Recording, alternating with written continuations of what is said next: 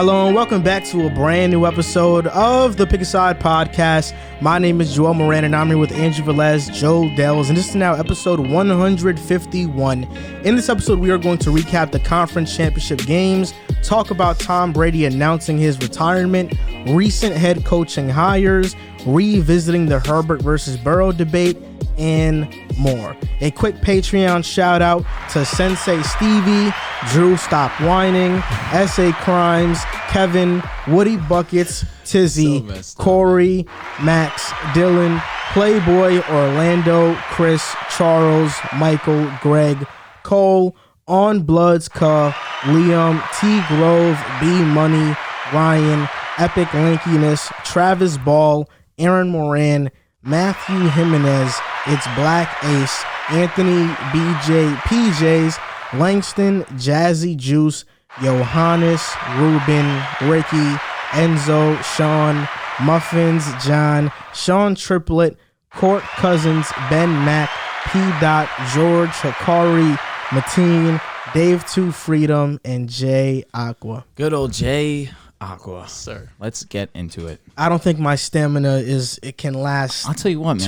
Too much longer. I don't remember it being that long. Yeah, I do not remember it being that long. Because this time I took my time a little bit with it. Okay, fair enough. Fair enough. You give these guys the respect that they deserve. Some dramatic pauses. No, absolutely. I respect it. Yeah, because if I go too fast, sometimes my voice it just kind of shuts out. No, of course. You got to start. You need over, air, and I don't want to start over. Yeah. You ever give a presentation and you're like suddenly like, yeah, it's because you're not breathing. You're nervous as hell. So how was your guys this weekend? Had a great weekend. It was a big weekend for you. Had a great weekend. Absolutely amazing. Couldn't ask for anything better. What made it so great?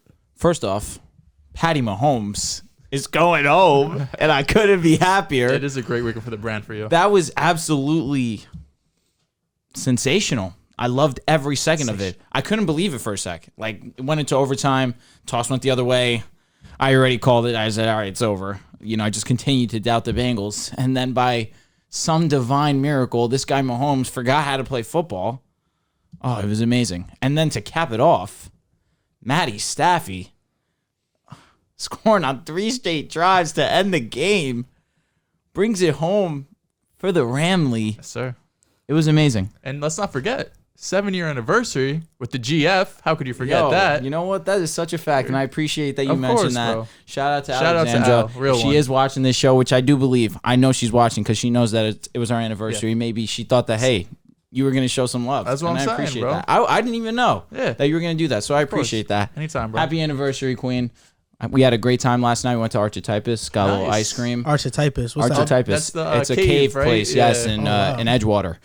I'll tell you what, service, mid. Yeah. That being said, the food was great. excellent. Last time I was there was like high school. Really? That's where I asked her to prom. No way. Yeah, that's where I asked her to prom. Say less.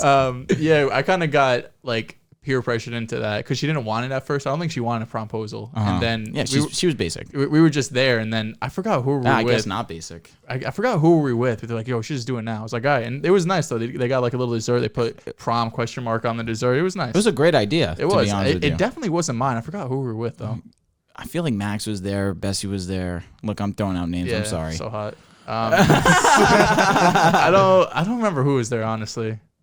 But I don't know. That was the last time I was there, though. That's like it was a 17, it was 18. a good time, bro. I got home like 10:30. I got into bed and I just KO'd. I was so damn full. Just had the ill food coma. What'd you get, bro? We got some nachos. Nice. I'll tell you why, this service was mid. Mm-hmm. I got some nachos. I asked for grilled chicken on top. No grilled chicken. No grilled chicken. I get my wrap. It was great. Bro, if they would have threw blue cheese in there, I would have thrown up. I said no blue cheese. Everything else is copacetic. I got like it was called the Blue Rojo. It had like chicken. It had avocado, bacon, all that. It was good. Then we got the dessert. Now I'm going to expose myself. I got mint chocolate chip ice cream. What's exposing there? I know. I actually saw some meme saying if you like mint chocolate chip, you like this. And it was just toothpaste with chocolate. And I was like, yo, that's so rude. So mint chocolate ice cream is good. Yeah, bro. I'm glad you guys feel that way because there's definitely people that have that opinion. And I used to be one of them. And that's why I feel very. But rainbow sherbet is good too. I love it. Say that one more time. Rainbow sherbet. Sherbet? Not sorbet? No, I'm sorry. Rainbow sherbet? I'm sorry. Sherbet, there it is. I was going to say, I don't think either of those sound right to me. Sherbet. I've never had that. Yeah, no, rainbow sherbet from Baskin Robbins is fire. Smacks, fire. But so I got a mint chocolate chip ice cream with the vanilla ice cream, then like Kit Kats on top, caramel dressing. Bro, my stomach was in shambles, I believe. Shambles. Yeah. Did you make it out of the restaurant? I did, but nice. Today was torture. You were going to I was war fighting. with the toilet? I was fighting for my life. Been there, bro. Horrible. I played my Madden franchise game this weekend. And I lost. first round. Drew could relate to that. The wild card. So messed up. Last time we played, I beat him. Bro, I faced this dude who You got lucky. Oh Bro, my that God. fumble with the tight end was garbage. I don't want to hear it. What are you gonna do? The touchdown return was garbage. The fumble itself, I let you up. Guys, it's a tight end. He shouldn't be fumbling, bro. But the person I faced, bro, his team was ridiculous. He had it was the Bengals, and this is like a realistic roster, so it's not a fantasy draft. For some reason, he has Aaron Rodgers on his team. He probably traded Joe Burrow. That's messed up. He Joe has Burrow's good he in has this game. Jamar Chase. He has Terry McLaurin. I forgot his third wide receiver. He doesn't really matter. His running back is Derrick Henry.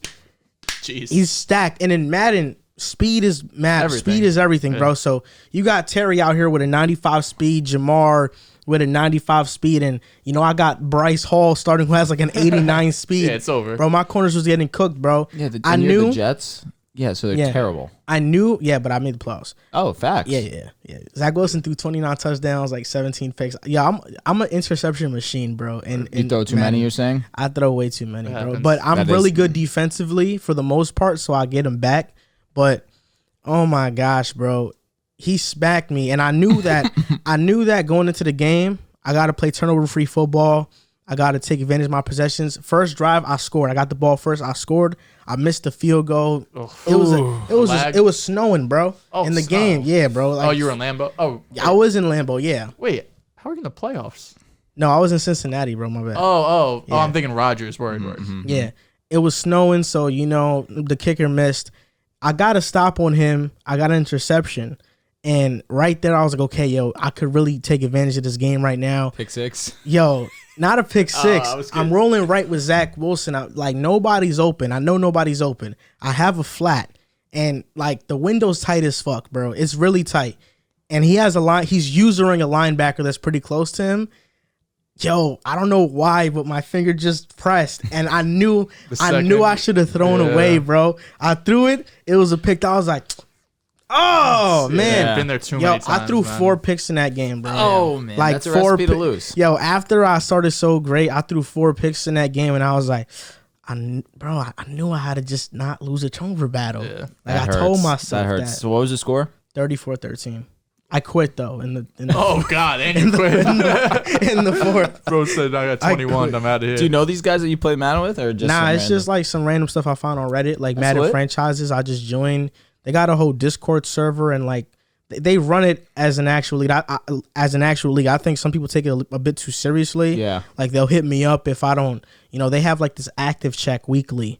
Like, oh, press this check if you're active, and if I don't press it, they like hit me up like, yo, bro, you still in the league?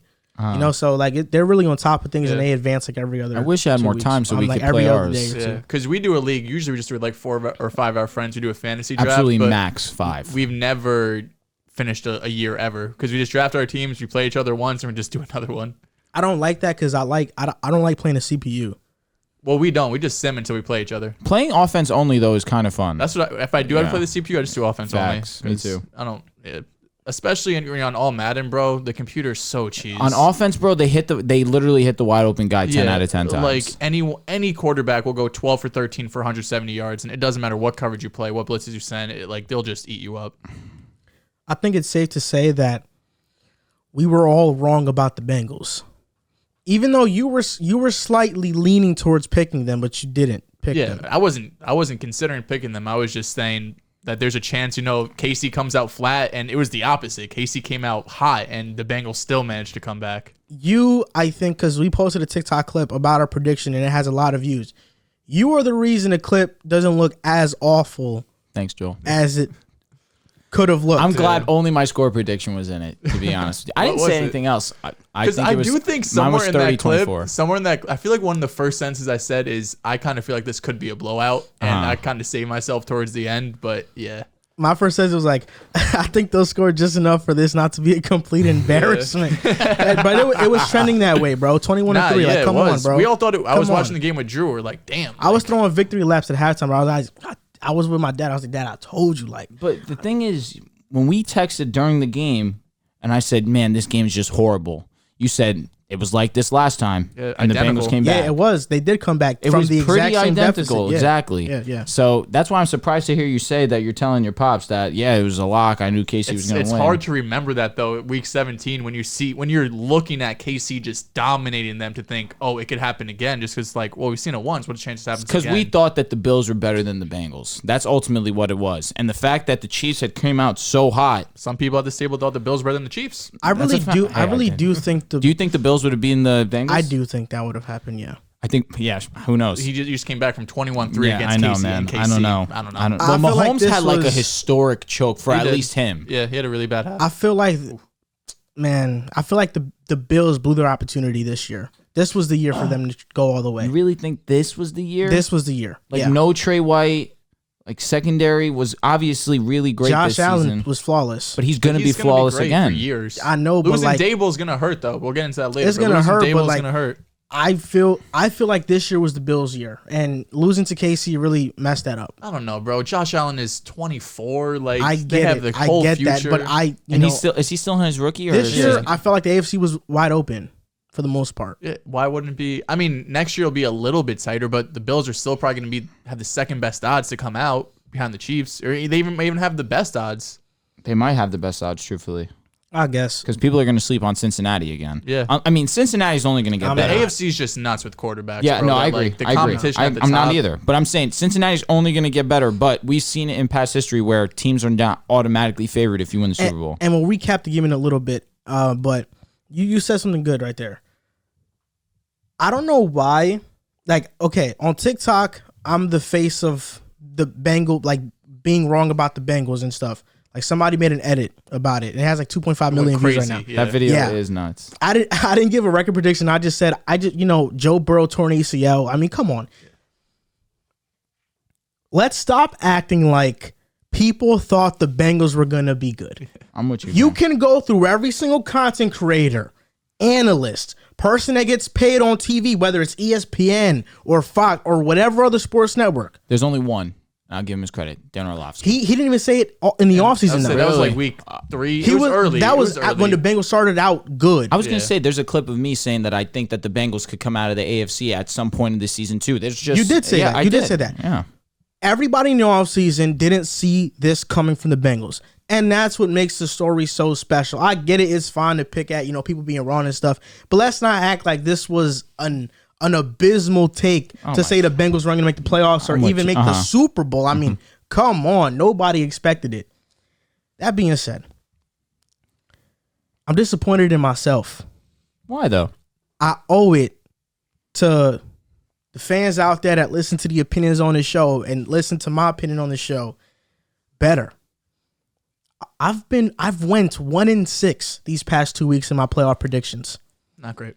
My dad made me feel a little better about it, though, because he was like, most of these games have been... I'm sorry. You just are so funny in the way that you say things sometimes. My dad told me, he said, I mean, most of the games came down to the final second. Definitely. The Packers losing against the Niners, I thought the game was going to come down to who had the ball last. Niners had the ball last. I picked the Bengals over Titans. Chiefs versus Bills. I mean, come on. Bills, you only have to guard the Chiefs for 13 seconds. And they lose. That hurt. Who could have predicted 3 upsets in a divisional round? Yeah. I predicted 2. That's it. And the Rams and Bucks, I got that wrong. I was really wrong about that. Then this past weekend, AFC Championship, Chiefs and Bengals. The Chiefs blow a 21-3 lead. An 18-point lead. That's tied for the most in championship history. Like, come on. And then the Rams and Niners. Jaquiski Tart, man. Jaquiski Tart. Jaquiski Tart. He's the scapegoat in all of this, bro. Jaquiski Tart. Not Jimmy G playing like ass. Chill. He did not play like ass until it mattered, unfortunately. Jaquiski Tart, man, when he dropped it, I already knew when he dropped it. that's going to cost him right there. Of course. I knew it. I knew it. That was the one mistake that Staffy made in the entire second half. I had no clue what he was doing. Like, even the replay, I was like, bro, where are you throwing it? I think this is just You know what they say, bro? Sometimes you eat the bear. Sometimes the bear eats you. Shout out to Stan Dehls. This is the football gods teaching me a lesson in humility. Because last season, I picked the Bucs since June. They got blown out by the Saints twice in the regular season. I stood firm. I stood my ground. They ended up proving me right to the point I bought a Bucs hat. It's over there, and a Brady jersey. I was gonna wear it on the show today because he retired. I wanted to honor him, but I didn't really want to do that on this show. This was the football gods trying to humble me, making me go 1-6. And what makes me feel better about all of it is that LeBron James choked in 2011 against the Mavericks. Patrick Mahomes just choked against the Bengals. We just saw it this past Sunday. Without a doubt. We've seen legends have bad stretches, have bad games. Yep. I'm going through a bad game, a bad stretch, but I'll be back. I agree. Of course. I'll be back. I agree. LeBron 2012 revenge tour. Now, on the contrary, there's me, who picked the Rams week 1. And here we are. I got bashed for that game against the Niners, the game against Tennessee, in prime time because Staffy couldn't get it done. Now here I am, sitting here with my Ramley. As we're here together, boys. We're here together. We didn't get here alone. And we're going to the bowl, the big game. And Matty Staffy, he gets his chance to show the world, including my friend Joel over here, that he's that dude. I don't question Matthew Stafford. Oh, you're over it? I don't trust him. You have very weird wordage. No. I don't trust him, but he makes dumb decisions. Like, the way you word things is very specific, so you could come back and be like, oh, I never said I didn't trust him. No. Last show we got him. I don't trust him. Oh, my but God. What did you just say? I don't question him. I'm not going to question his ability. You I know don't question him, but you don't trust him. Yes. Lamar Jackson, he's a great quarterback. I don't fully trust him in the playoffs. Do you question him, though? Wait, so you still don't trust Staffy in the playoffs after he... Come on, bro. Come on. He's got to win the bowl. He just got to do the whole thing. We'll talk about the Rams next segment. We will. But, no, I still don't fully trust Stafford. Insane. I don't. Insane. I don't. It's just a gut feeling for me, bro. It's just, how I trust my quarterbacks. All right, man. I knew in 2009, 2010, the guy right behind me, Sanchez, all right, then let's trust that guy. Let's talk about the guy who your gut feeling told you could one day potentially be the greatest of all time, and Patrick Mahomes. Let's talk about him. Me, Patrick Mahomes. Talk about him now. Let's talk about him. Why not? Okay. Yeah, you're right. Let's recap the game real quick. Let's do it. Well, I thought Mahomes was bad situationally late in the game. Really, Lou Anarumo, I think that's how you say his name, defense coordinator for the Bengals. Yeah. They just made an adjustment in the second half, and they dropped 8. They basically covered the Chiefs how a defense would cover the air raid system. They just dropped back a bunch of defensive backs, and Mahomes wasn't being patient with his throws. It felt like he wanted the big play the entire time. And also, just some Bengals made some big-time plays. B.J. Hill getting that interception on that RPO, that was a big-time play. And Mahomes, I think, really struggled in just being aware and sensing pressure. Mm-hmm. It felt like he bailed the pocket early a lot in the second half. You think so? I do think so. In the first half, he was damn near. He was great. Oh, no, he was perfect. He was great. But I felt like they started to struggle the last possession of the first half where the Chiefs had perfect position to score a touchdown. They were right in the red zone. They could have even scored a field goal. But Mahomes, instead of recognizing the situation and being smart about it, instead threw it to Tyreek Hill. And Tyreek Hill also has some blame because instead of getting out of bounds, he tried to steamroll 2 defenders to get to the end zone. Chiefs had no timeouts. He gets tackled. Now the Chiefs get no points before the half. I mean, that situation, that's just abysmal by the Chiefs. But the second half, nobody could have saw the Chiefs scoring 3 points in the second half at all. Yeah. And I think it's a credit to the Bengals. We talk about Mahomes choking a lot, and I think that's what the internet's rolling with right now. But the Bengals just were perfect defensively, and their secondary players did a hell of a job covering KC, and KC has to go out in the offseason and get another receiver to pair up with Tyreek Hill because they have Hill, they have Kelsey, but those other guys are non-factors. I know McCole Hardman had a pretty big play in that game, but he's a non-factor. He's not what he was sought out to. He's not what people thought he was going to be. What's interesting about that is that I felt like there was a momentum shift when on the sideline you see McCole Hardman and Tyreek Hill and a couple of guys on the offense start to get into like a little spat. Something's going on the sideline, and McCole Hardman's saying, "Get me the ball. I'm open. Pass me the ball." Now, it's interesting because clearly we know that McCole Hardman is probably the fourth option if we're not going to include the third option if we're not including the running back, but including the running back, he's probably the fourth option in KC right now. But McCole Hardman had some huge plays on Sunday, and he definitely was open a bunch where the offensive coordinator was coming in and was like, yes, like he's getting open, like maybe you could see him. But I feel like McCole Hardman was a non-factor after that moment. And that whole time, the offense is just stalling. They had 4 punts in the second half. They had an interception from Mahomes. Obviously, that was it was a great play by the defender, but like a bad decision by Mahomes. It's like the defender's in your face. Stop trying to be the Superman that you think you are. That he's shown to at least give him some kind of credit. And I think even if he got it through, there was a defender behind him. No doubt, it was definitely an ill-advised decision by Mahomes. And then you get into field goal range, a very impressive drive to go about 50 yards to get yourself into field goal position, a 14-play drive to get you in field goal position. That was impressive, where it seemed the complete opposite of the first game where the Bengals had a ton of tries to get into the end zone, except they capitalized and got into the end zone where Kansas City was only able to get into field goal range and kick the field goal ultimately. But that last drive, Mahomes almost blew the game for them, where that's why I say, do you think that he escaped the pocket too long? Because in that one moment, throughout the entirety of the game, I agree. I feel like it was a little bit of where he was a little bit scared in the pocket. Not scared, but like he was quick to evade the pocket like you were saying, sure. But in this one moment particularly, he's cooling in the pocket. He's chilling. Nothing is happening. You're Patrick Mahomes. Take off. Why are you just staying stagnant in one spot for seconds waiting for something to happen? We saw last week where early in the game, you decided to take it into your own hands and you made big play after big play in that first drive, which ultimately ended up leading in a touchdown. You led your team in rushing yards that game. You shown to be a factor with your legs. Why didn't you show us a little bit of that more this past weekend? And then you get into overtime. And Mahomes, again, gets the ball, and we're all thinking this game's over. But there was nothing they could do that drive. Did nothing the first two plays, and the third play, they decided to go deep to Tyreek Hill because Tyreek Hill's the scapegoat. Just, close your eyes. Oh, Tyreek's down there somewhere.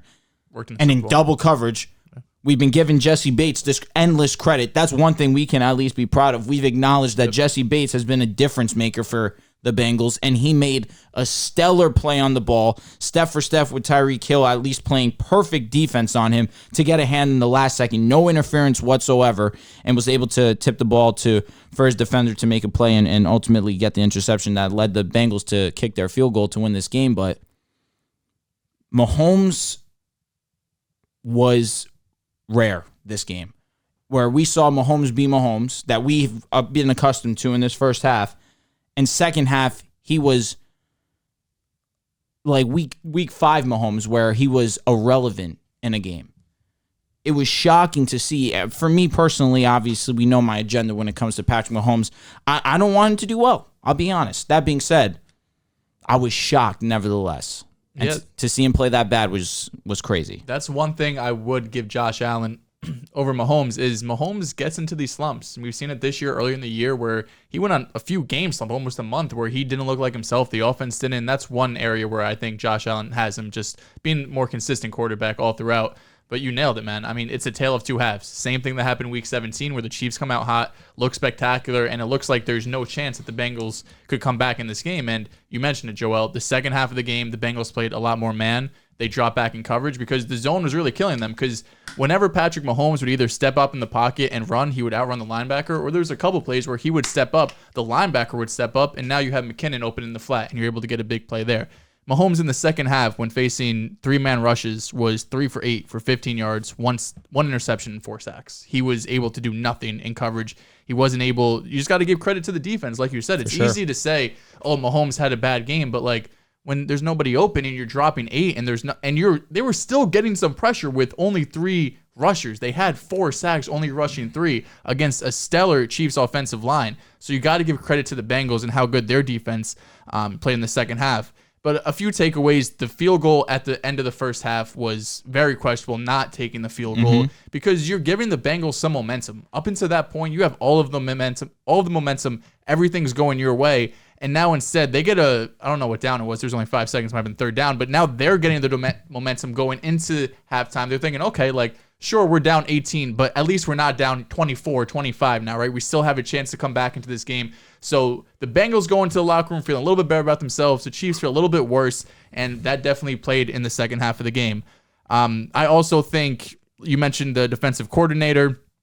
It was also interesting how they were playing their spies with him. That play that you mentioned, the third down play when they kicked the field goal, the Chiefs did to go into overtime. Hubbard was actually the one who was playing QB spy that play. Like normally you have a linebacker. He had a great game. He had a phenomenal game. He was the one who was the spy. They only rushed 3 or 4, but then once Mahomes started running around and going crazy, once he saw an open lane, he just looked like a bullet and went right through Mahomes, right through the offensive line, was able to sack Mahomes, almost made him fumble as well. And I think it's important to note, if you're a Bengals fan, this is a game where Joe Burrow didn't backpack you. A lot of us thought that if the Bengals are going to, go far in the playoffs, make a Super Bowl run, we all expected it to be on the back of Joe Burrow. He's going to have to throw for 300 yards and 3 touchdowns every game. He's going to have to be the focal point of this offense and this team overall. And that really hasn't happened throughout the playoffs. I mean, the first game against the Raiders, he was 60% completion, 250. Am I looking at? First game against the Raiders was 70% completion, 244, 2 touchdowns, 0 interception. A really solid game, but 240 and 2 touchdowns, that's good. That's not Hall of Fame level. His game against the Titans, 350 yards, but an interception, no touchdowns, a QBR of 28. In this game against the Chiefs, 60% completion percentage, 250, 2 touchdowns, interception. He's not putting up these video game numbers like we saw at the end of the regular season. So it's good to see that they're really playing as a team. And the offensive line, even though they allowed 16 pressures, which was even more against Tennessee, Burrow was able to get the ball out quicker. He only got sacked 1 time, and it was a team effort because that's how you're going to have to beat a team like the Chiefs. And that's where we got to give Burrow his credit, where we saw him be very elusive in the pocket, evade some big-time sacks. One specifically, Chris Jones is right on his ass. He's about to sack him.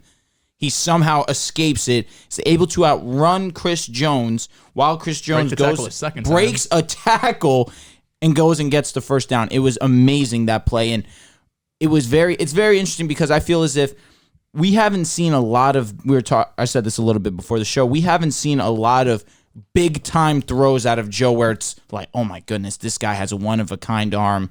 How did he fit in that window? But it's been big plays where he's the one doing the work to get out of the pressure that he's being felt. Another one where the pressure being felt on his strong side. He somehow breaks out of it and sees Jamar Chase, who's in double coverage, just break out into just open space.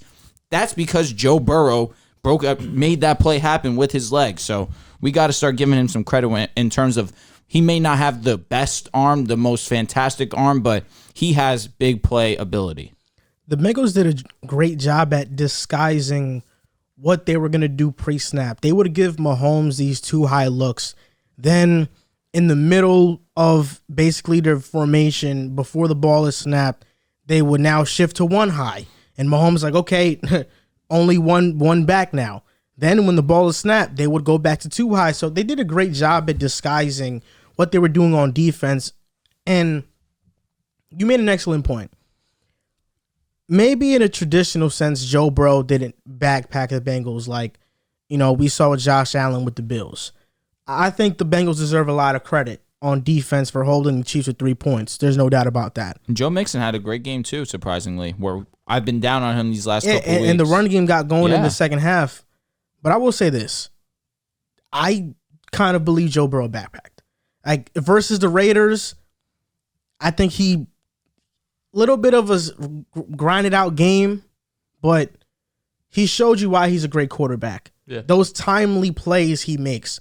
Versus the Titans, he had a lot of timely plays. Oh, I agree. I think situationally he's been fantastic. Then with the Bengals versus the Chiefs, he had 3 third-down scrambles for first downs. Yep. He escaped a sack from Chris Jones, threw it right to Jamar Chase, who they were double-teaming the entire game. KC was. Yep. Joe Burrow makes these situational plays that are winning plays.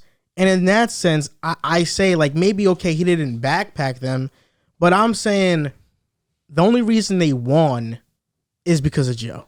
Like, the biggest reason they won is because of Joe. The biggest reason they won against the Chiefs is the defense. They gave up 3 points in the second half and overtime. They also let up 21 in the first. I know, but if you're giving up 24 points to the Chiefs, you should probably feel pretty good about yourself. It was a great team effort, which I feel like that's ultimately what we're all agreeing on.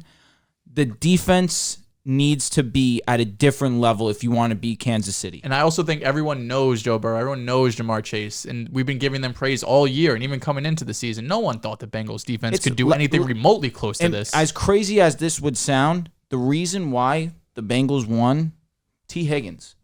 Great game. T. Higgins was sensational. He was so damn good this past weekend. Big catch after big catch after big catch. After the first half, I think he had just one bad drop. Yeah, he did. Yeah. He had a bad drop, and after that, he was a different guy. The touchdown one, right? Yep. That was hard. The first down that he picked up where Joe gave him he gave him a dot for sure. Oh. But to stay with that ball, to keep such strong hands, T. Higgins deserves endless credit because you knew they were going to try and take Jamar Chase out of this game, which for a good portion they did. In the red zone, one-on-one coverage, you're begging for Jamar to beat you. But other than that, T. Higgins stepped up to the plate and hit a home run. The thing about that is, well, I do think it was a team effort. And this entire Bengals season has been a team effort. Their defense has stepped up. Evan McPherson, rookie kicker. No doubt. 4 for 4 on field goals. He's been beast. ice-cold. He's been cold-blooded. He's stepped up.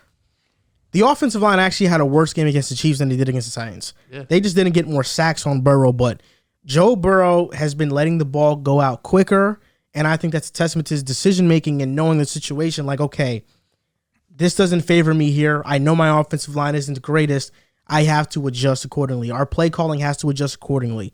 And quite frankly, Zach Taylor, I'm going to talk about this more in depth when we go into the Herbert and Burrow debate.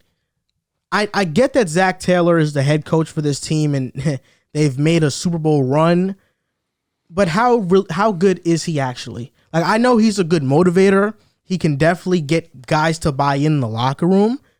But Joe Burrow left LSU. He left Ed Orgeron. Ed Orgeron is now fired. It wasn't until Joe Burrow got there to where he had that success at LSU. He made Ed Orgeron look like a great coach. He's making Zach Taylor look like a great coach right now. Burrow, I think, is the biggest reason, because we know the skill positions are there. Mixon got it going. The defense got it going. But ultimately, the Bengals, and it's the same thing with the Rams, the Bengals are winning these games because they have a quarterback who can bail them out of bad situations. And that's what it comes down to. And situationally, I can't think of a quarterback who's been better this season than Joe Burrow. You can name me that Stafford has the best quarterback rating in the fourth quarter. That's my guy. Allen? Josh Allen is amazing. You know how I feel about Josh Allen. Man, in big moments, that's the only reason why it comes to mind, because Josh Allen, back against the wall, not once but twice, came to play in Kansas City. I don't want to answer that question out of respect for Joe Burrow. Fair enough. You know what? We don't want to be rude to Joe Burrow today. He deserves endless respect for what he did. But ultimately, we'll never, ever get a bad word coming out of my mouth just for beating Patrick Mahomes in the AFC Championship. But ultimately, Joe Burrow, he's the biggest reason why the Bengals are here. And the Bengals have found a special guy at quarterback. And for him to be doing this thing, I don't want to waste my material on the debate later because I got a lot of stuff. That's fair. But Joe Burrow, that's just a guy that I look at, and I hope one day I could be as cool as him. Yeah. Joe Burrow. Yeah. It's hard to do, man. All right, let me ask. All right, we'll ask you guys, the fans. What is Joe Burrow's best nickname? Joe Burr, Joe Shiesty, Joe Cool. Other ones, help me out. What other nicknames? I feel like those are the main three that I see constantly. Let me know which one you think is his best nickname. For me personally, come on, Joe Burr. If you can roll your R, Joe Burr goes crazy.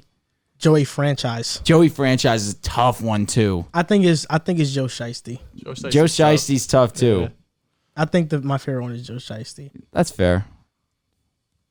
That's tough. Free poo. Go ahead. 49ers, Rams. No, don't free him. I don't know what he's locked up for, actually. Robbery. Oh. The Rams beat the 49ers 20-17. Yeah, man, this wasn't the best game for me. You sound strong, bro. This game took years off your life. Oh, damn. I was watching this game, and Stafford made some throws that were exceptional. He also made some throws that made me go, can't trust Stafford moment. That was a can't trust Stafford moment.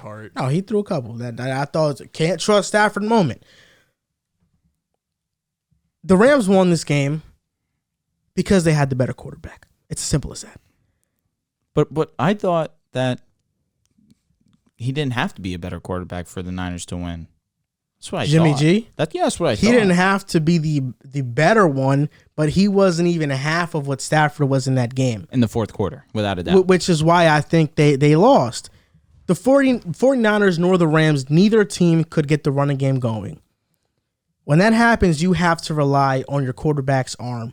And I don't want to make this a Jimmy G slander segment because the guy deserves a break. Same thing I said earlier in the season for Baker, even though I think Jimmy G actually deserves it more than Baker. Jimmy Garoppolo has been playing with a strained shoulder that he suffered against the Cowboys. He's been playing with a torn ligament in his throwing thumb that he suffered against the Titans back in the regular season, I think week 17. The guy is a warrior. He's been battling through these injuries. He hasn't been complaining, all to retain his starting spot. And after the game, he basically came out and said, every play I feel it, but we made it through. And he told reporters, I can finally be honest now. I can finally be honest, just get it off my shoulders. I was going through pain. And had he not been going through that pain, do I think he might have outplayed Stafford? Probably.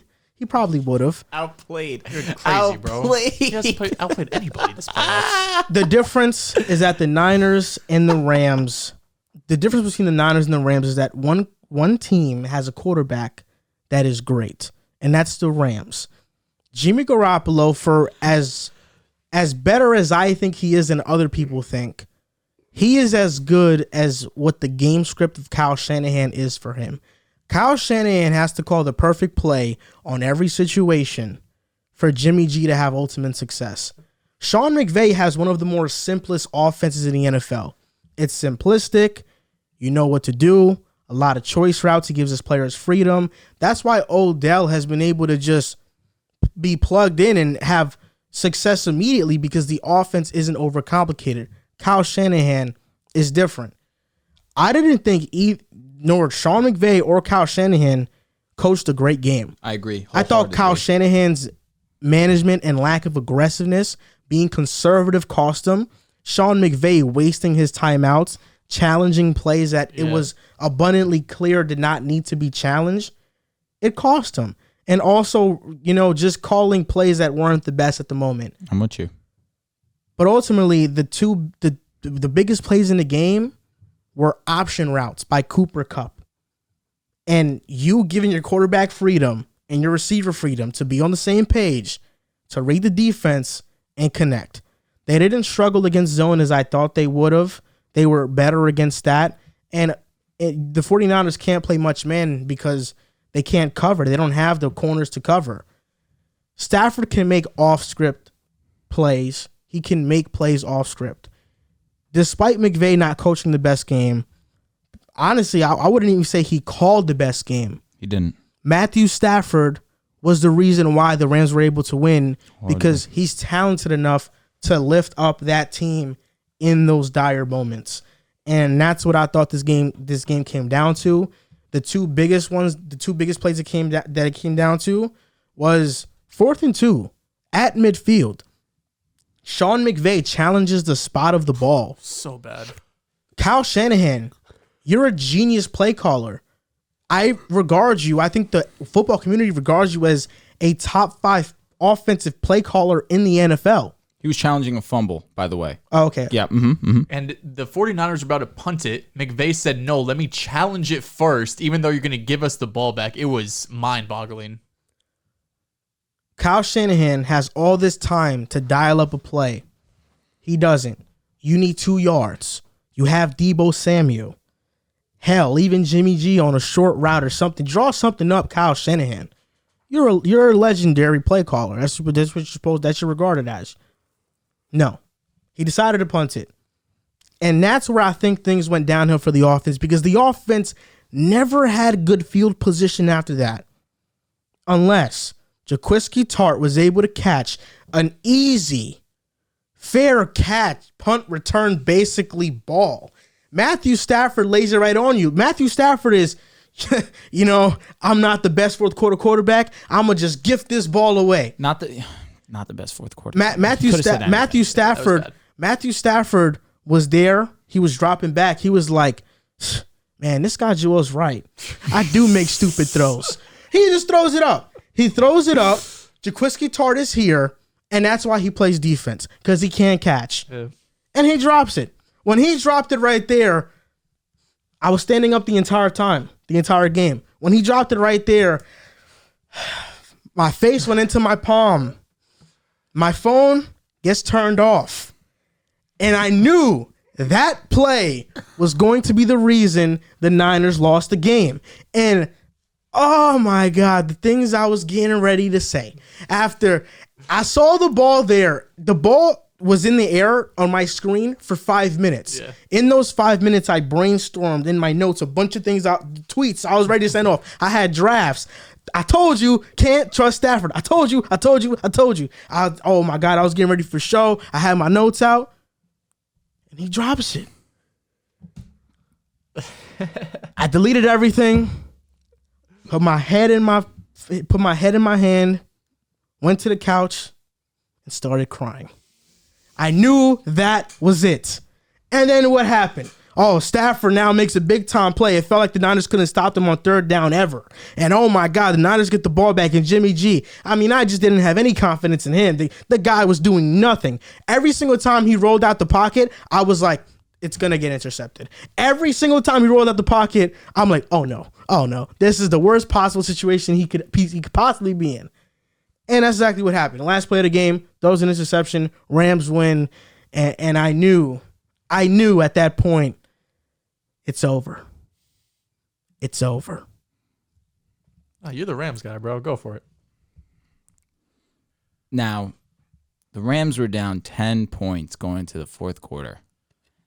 Any normal football watcher, right? We're seeing the Rams go out and they're stalling offensively, just cannot get anything going. They had a great first drive. They get to the end zone. He throws a pick. Staffy throws a pick in the first quarter. But that's been the story all season. He gets these turnovers in the first half, and it's basically him playing catch-up. That turnover really meant nothing in the grand scheme of things. Niners went out into the field, 3-and-out. They get the ball back, Cooper Kupp touchdown, like normal. Then the Niners score. Then they kick a field goal. Then they score again. Now it's 17-7. Now things start to get really, the pressure is really on the Rams now. Here we are, fourth quarter, down 10. Joel can be my witness. I put my feet up on my couch, crossed my legs, sat back. I'm playing it cool. We have Matthew Stafford. What am I to be worried about? First drive, touchdown. Dehls cooking, by the way. He is cooking. Takes a lick on a deep ball, 30 yards, helmet to helmet, gets up, starts flexing. He was in a different mode. Vintage. Cooper Kupp. It might be time for all of us to deem him the best wide receiver in the NFL. It might be time. I can't fight it anymore. I love Devontae Adams and everything that he does on the football field. Production's starting to outweigh talent for me at this point in time. You can't have a season like this and not get acknowledged as the best. It's gotten to that point. Every single week's a Madden stat line. Second drive comes around. And let's talk about what's going on defense. Aaron Donald realizes, man, we're kind of getting beat right now. Our zones, what are we doing here? We got to get pressure on the quarterback. We didn't bring in Von Miller for nothing. I'm not Aaron Donald for nothing. I need to start doing my job. He pulls the boys over on the sideline, starts talking to them, gets in their ear like a true leader does. And from that moment on, the defense completely changed. Every single defensive possession from the Rams, they absolutely dominated the line of scrimmage. Jimmy Garoppolo was in hell. The run game was non-existent. Less than 50 yards rushing. You do that to the Rams, it is a recipe to win a ball game. Now here we go. Rams are on offense. And you alluded to this a little bit. McVay, in my opinion, was nervous. I think McVay was truthfully nervous. And it was all on Matthew Stafford. Stafford had to be the guy in the moment to keep everyone poised, keep everyone cool, realizes, man, this run game's not doing much for me. Cam Akers, he's had a couple great runs today, but he doesn't have it. Got injured earlier in the game. Sony Michel, he's been great for us all season, doesn't have it. This Niners rush defense is legit. This line is legit. I got to be the guy.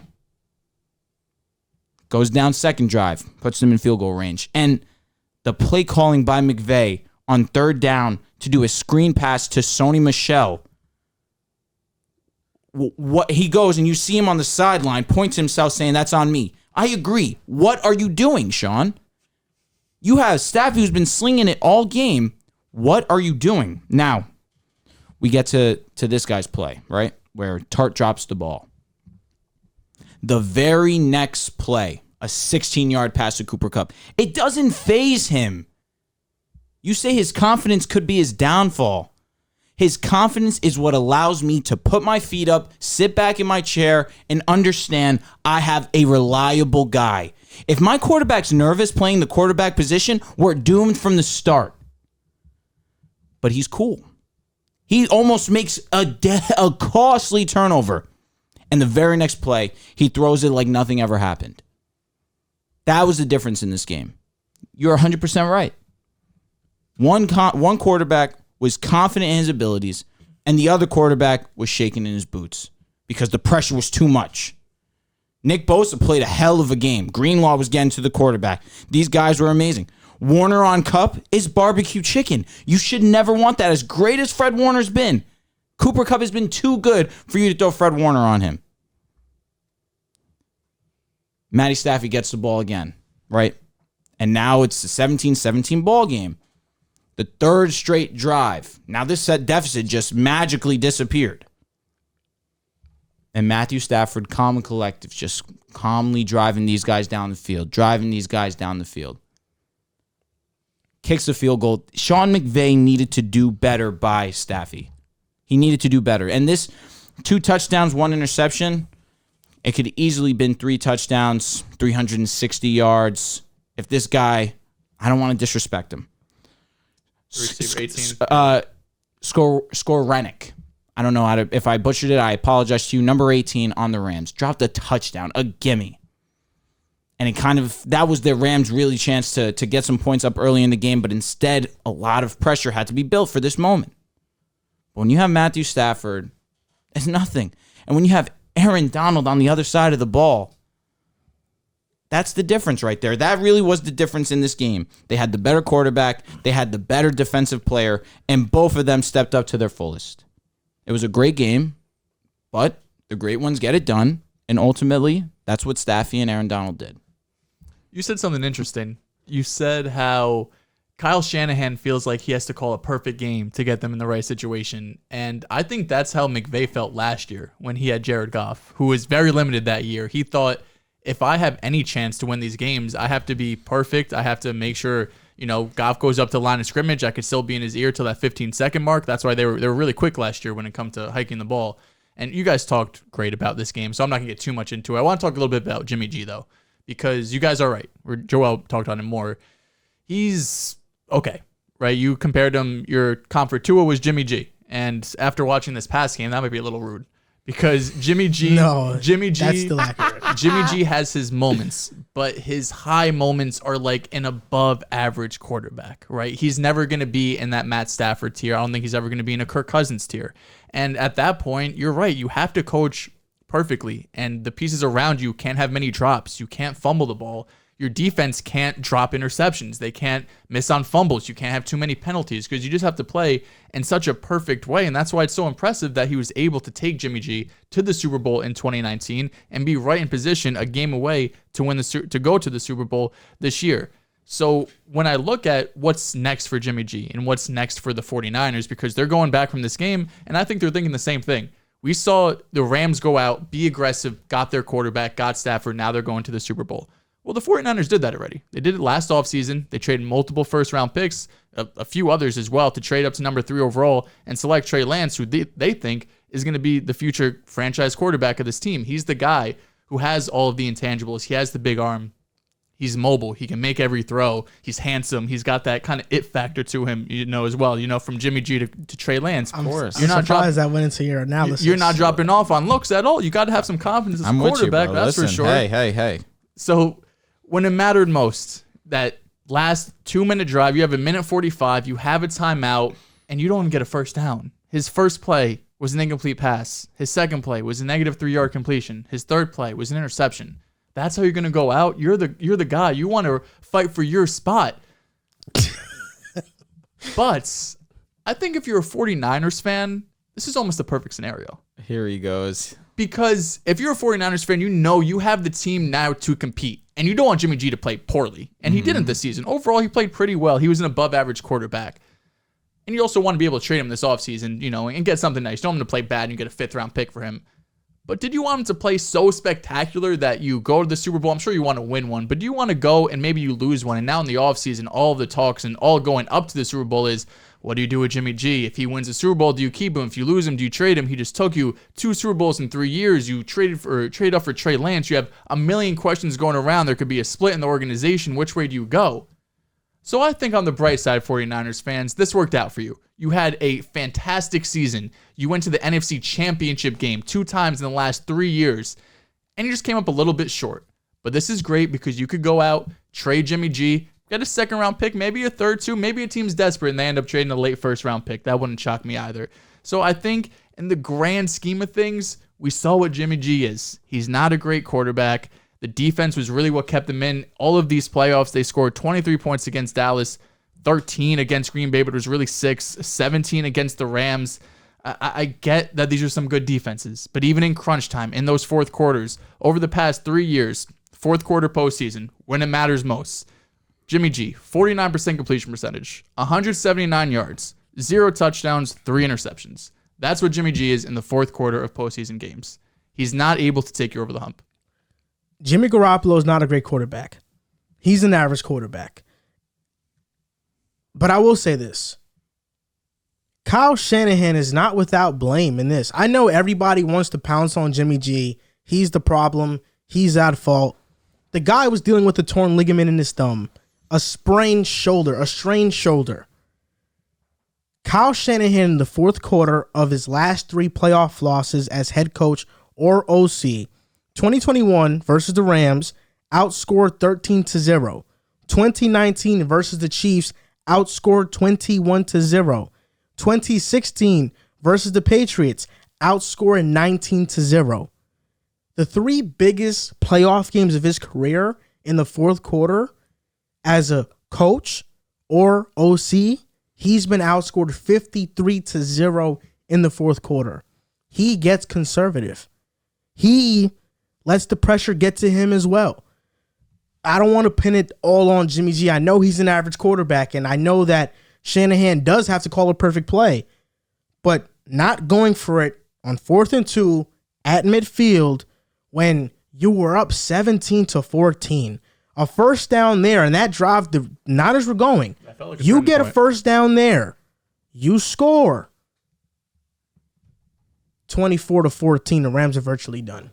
Yeah. I'm sorry, but that they're felt like a turning done. point to me too, because you go and you're able to go down and score, and it's a whole different game at that point. Instead, first of all, McVay challenging that call, even though the Niners were going to punt at them, was absolutely insane. I don't know why you would do that, but first of all, I understand wanting them to jump, but it's not like the Rams were playing great football up to that point. They scored 2 touchdowns. It's not like they're driving up and down the field and there's no way you could stop them. Yeah. Worst case, they get the ball in the 50. Okay, go 3 and out. They've done it before. Why can't they do it again? So question, where does Jimmy G get traded to? The 49ers are working out a trade. They're working out it with a trade partner for Jimmy G.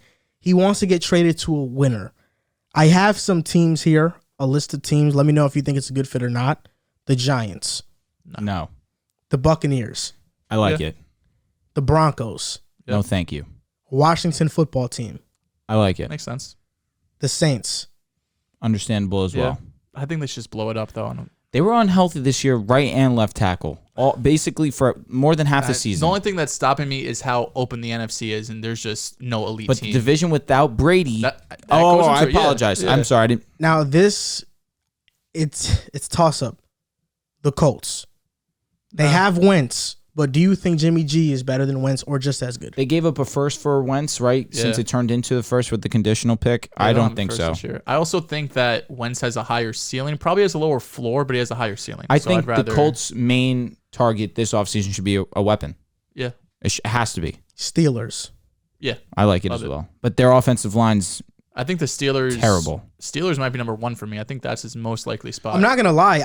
I kind of like Jimmy G to the Colts a lot because in San Fran, similar scheme. Relied on, it's not, I wouldn't say a similar scheme, but relied on the running game. I think do the same thing him playing with JT, with Jonathan Taylor, with that offensive line, I think it could be a good fit, and he's a much safer quarterback than Carson Wentz. You don't think he can do it in Tampa Bay? That offensive line will protect him. He can definitely do it. I think he could do it. I think Tampa makes a lot of sense. I like and Tampa. as cliche as it sounds, I do think Jimmy G has a quality about him that makes him a winner.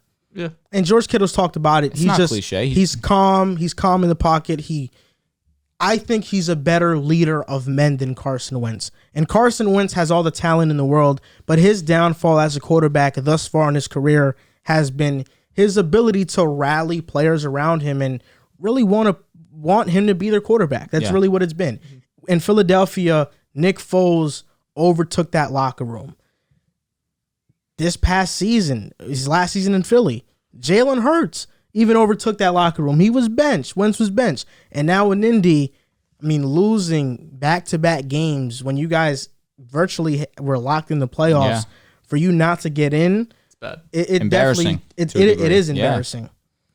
Tom Brady retired, and he announced it on Instagram. I'm guessing he just wanted to announce it himself. People were giving Adam Schefter all types of baloney for basically announcing it early, but Schefter was right at the end of the day. He said basically the reason he retired is because he wasn't 100% committed anymore to football, to the competitiveness, and he didn't want to shortchange his teammates. That's at least what I got from it. He mentioned his Bucs teammates, the staff, the organizational employees, but I was surprised that he didn't mention the Patriots. I felt like that was a slap in the face. So I feel like he already kind of acknowledged that a little bit when he left initially. I know, but I feel like your retirement update, you retiring from the NFL, for you not to mention New England, and for the picture of that Instagram post to be a picture of you beating New England. I feel like there's something there. There's definitely something there. I'll say this. Oh, you're saying that it was when he was in New England? Yeah, that's crazy. That was crazy. I think that for an Instagram post, I'm not digging too deep into it. If it was him speaking and only said, I want to say thank you to the Buccaneers, it's different to me. An Instagram post where it's a typed out message, we'll get his true thoughts, his real goodbye to the Patriots 2023 when he's getting into the Hall of Fame. I thought he was eligible in 2026. I thought it was 27. I'm sorry, 27. Oh my God, what am I doing? Yeah, no, 27, 100%, yes. Yeah, that was made me a little happy that he didn't thank the Patriots. I'm the resident Brady hater here, even though my friend to the left of me, Joel, is a Jets fan. He's also a Brady fan. And, I respect greatness. And I know your brother's a diehard Brady fan too, so I understand that as well. I'm distraught to see Brady go, man. How am I going to sleep at night? Nah, he's the GOAT, man. I feel the same way. Brady and LeBron, I feel the same way. I'm a Celtics fan, so I've seen LeBron beat us a whole bunch of times. I'm a Jets fan. I've seen Brady beat us a whole bunch of times. So I'm never rooting for these guys, but I understand they're two of the best to ever do it. They're two players I'm never going to see duplicated or replicated again. Brady went out on top. He was a borderline MVP candidate, borderline best quarterback in the NFL. He came back from a 27-3 deficit. His last touchdown was on Jalen Ramsey, a 50-yard dot to Mike Evans. So he had nothing else left to prove. He got 7 rings. There was nothing else for him to do. If he really wanted to run it back, but we talked about it last week. They had a whole bunch of free agents, not a ton of cap room. They're going to have a late draft pick. So it was hard for me to really sit there and think, Brady is going to look at this team and be like, we can make another run. I think this is the year. He's like, let's give it one last run. But he's going to go in the Hall of Fame, best quarterback ever. But I can't say I'm sad to see him go. I'm kind of upset to see him go. I don't love Brady by any means, but my brother, like you mentioned, absolutely adores him, was his favorite player growing up, was a Patriots fan all these years. He leaves. He feels like Tom Brady was disrespected by the organization. He felt like the Patriots did not want Tom Brady. It's funny. You felt the same way about Peyton. But it's true. Both were true. Jim Irsay cut Peyton Manning. He didn't say, sign and trade or trade, They gave him, they did like a press conference, say goodbye. It's not like they cut him and he was just on the waiver wire. We're like, oh shit, I don't care. Regardless of that, you just cut a top 5 at the minimum quarterback of all time. But they still cut him. You could have traded him and got something. But you also cut him, so now he could go play wherever he wants. No, I agree, but you could have also traded him wherever he wanted. Maybe it was a money situation. Nevertheless, he goes to Tampa Bay. My brother's absolutely emphatic with everything that's going on in Tampa Bay. Now he's gone, and now he's like in limbo because what the Patriots did to Tom Brady was foul. This guy gave you well more than what you anticipated when you first brought him into the building. Literally times a million. This guy absolutely blew every expectation of himself out of the water. To bring 6 championships to New England, to be as dominant as he was in his time in New England, to go over a full decade without a championship, and to bring 3 home in a matter of, 5 years, was it? The Patriots were ungrateful and unappreciative of what happened with Brady. So I can understand if you were a Tom Brady fan and you go on and you move on with Tom Brady to the Bucs, that you don't even care about what's going on in New England. I get it. Because if Tom Brady was your guy, what the Patriots did was foul. But it's sad to see him go. You're losing our generation's Michael Jordan. And I do believe that.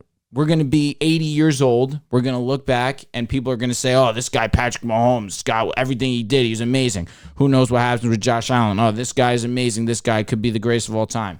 We're going to be those old guys like they are right with our school, saying Jordan, he's the clear-cut best. LeBron will never pass him. That's going to be us with Tom Brady.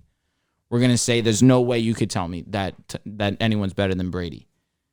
You had Jim Brown, you had Jerry Rice, and now even old heads are saying it. Tom Brady's the greatest of all time.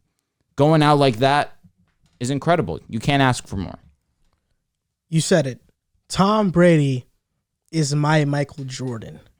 There's no other way to look at it. And that's why, despite my Jets fandom, I'm a Tom Brady lover. Lover is crazy. That is my guy. All right, buddy. How can you say that with a straight face? I love Tom Brady. Do you see the Jets account? Yeah. I want to make sure that this is real this time. Bro, the Jets social is What one Jets of the best in account? football. The real Jets account. They're like, New York they tweeted, Jets. this better be real. And then they tweeted like we won't miss you, but The reason why I feel no sympathy is because Tom Brady kicking our ass, being the Jets' ass year to year, is because we are horribly run. I'm not gonna post-Rex. I'm not gonna hate Brady and the Patriots because we can't build a roster. We were competitive in the 2000s 2 years, and the bro. early 2000s. Okay, but like when I was seriously watching football, the 2 years we were competitive were 2009 and 2010. When we were facing Brady in the playoffs, yeah, F Brady, yeah. I just could never imagine rooting for him. I haven't seen a playoff appearance from the Jets since 2010. I'm not going to hate Brady because we can't be competitive. I will. Glad with a smile on my face, I will. At the end of the day, I'll tell you what, again. 7-time Super Bowl champion, 3-time NFL MVP, 6-time All-Pro, NFL's all-time passing touchdown leader, NFL's all-time passing yard leader, most career wins, and most playoff wins. Go. He is the greatest of all time. It's as simple as that. I did have a problem with him not mentioning the Patriots, though. I'm not going to let that slide because in his announcement, he said, I want to thank Jason Light, who's the GM for the Bucs, for taking a chance on me. And it was. Taking a chance is crazy. Bro, no one expected him to do what he did in Tampa Bay. Bro. I did. Whoa.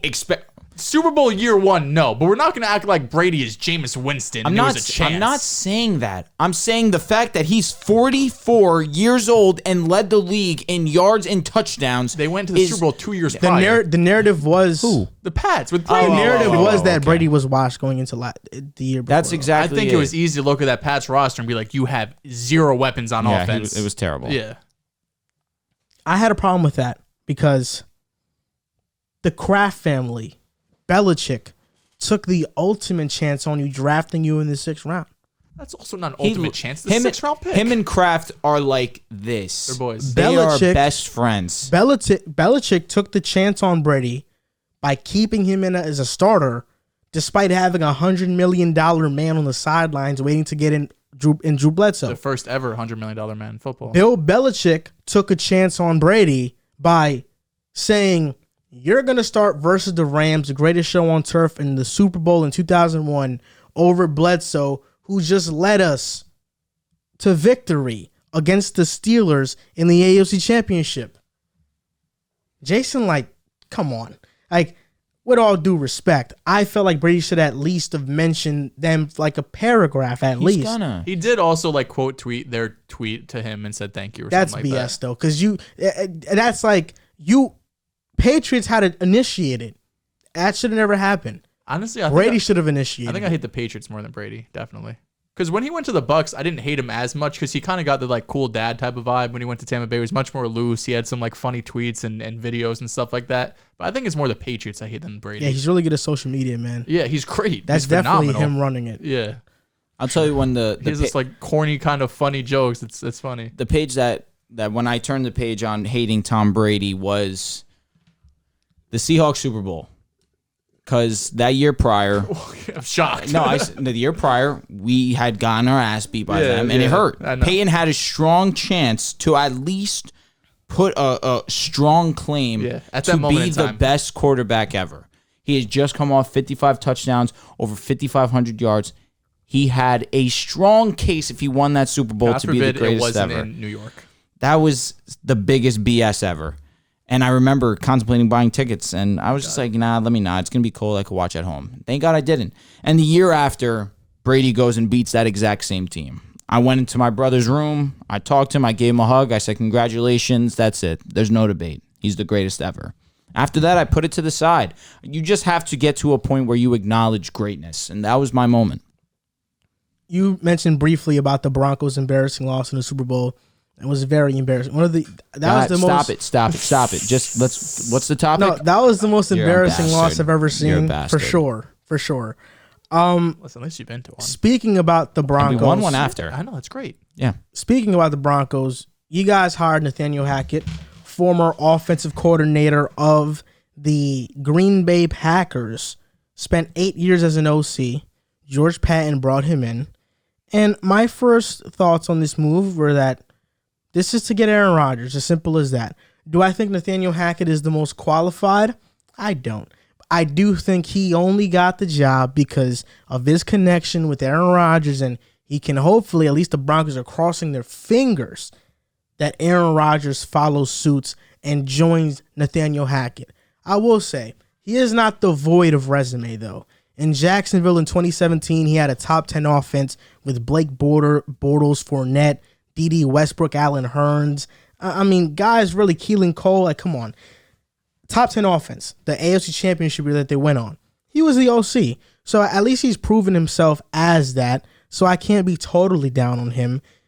But I tweeted that I tweeted this when it first came out. I mean, if you don't get Aaron Rodgers, he's going to get fired in 3 years, maybe 2. But I don't see how. Because we're going to have another bad quarterback for what? The 8th season in a row, and that's why, because you guys won't win, and because he only got hired to bring in Aaron. I believe he made Blake Bortles look good. He could somehow, some way, make our quarterback, whoever it's going to be good. I believe that. Now, my only issue with what you said initially, and I'm glad you didn't say it now, because it really was interesting. Called us desperate. This was a desperate play. That is desperate. But we have 3 Super Bowls. There's some teams that have 0. But we're a desperate franchise? 2 in the 90s, I believe, right? Or one in the We 80s, won. one in We the won 90s. 97, 98. Okay. And we won one in 2016. Okay. Again, there are teams that have not won one in the history of football. Meanwhile, we have one in the 90s. We have one in the 2010s. I can promise you, we're not desperate. The Broncos, Desperate's the wrong word to use. The Broncos, as of recently, have been desperate. You're itching for a quarterback. And this is the thing, desperate, right? Would you say bringing Case Keenum in was desperate? Yes. What did we give up? I need to find that tweet. A third? Step back 3. Joe Flacco. That's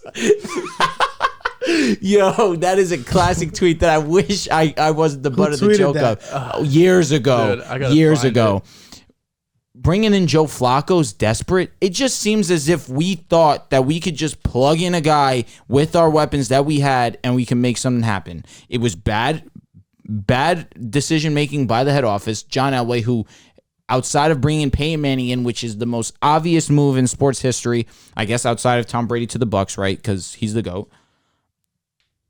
He has been unable to do anything at the quarterback position for us. I'll tell you what, corners, linemen, O-line, weapons, wide receivers, running backs, he could do everything for you. Addressing the quarterback, dead last thing he can do. George Patton comes in, brings in Nathaniel Hackett, and I'm thrilled because you're 100% right. This is a play to get Aaron Rodgers, without a doubt. But to call it desperate is definitely not the word that I would use. Let me ask you this then. I found the tweet, and you replied to it. Me? Yeah, it's Roto Pat on Twitter. He tweeted Brock Osweiler, Trevor Siemian, Paxton Lynch, Case Keenum, heat check, step back 3, Joe Flacco. And you tweet at him 2 years later, fuck you.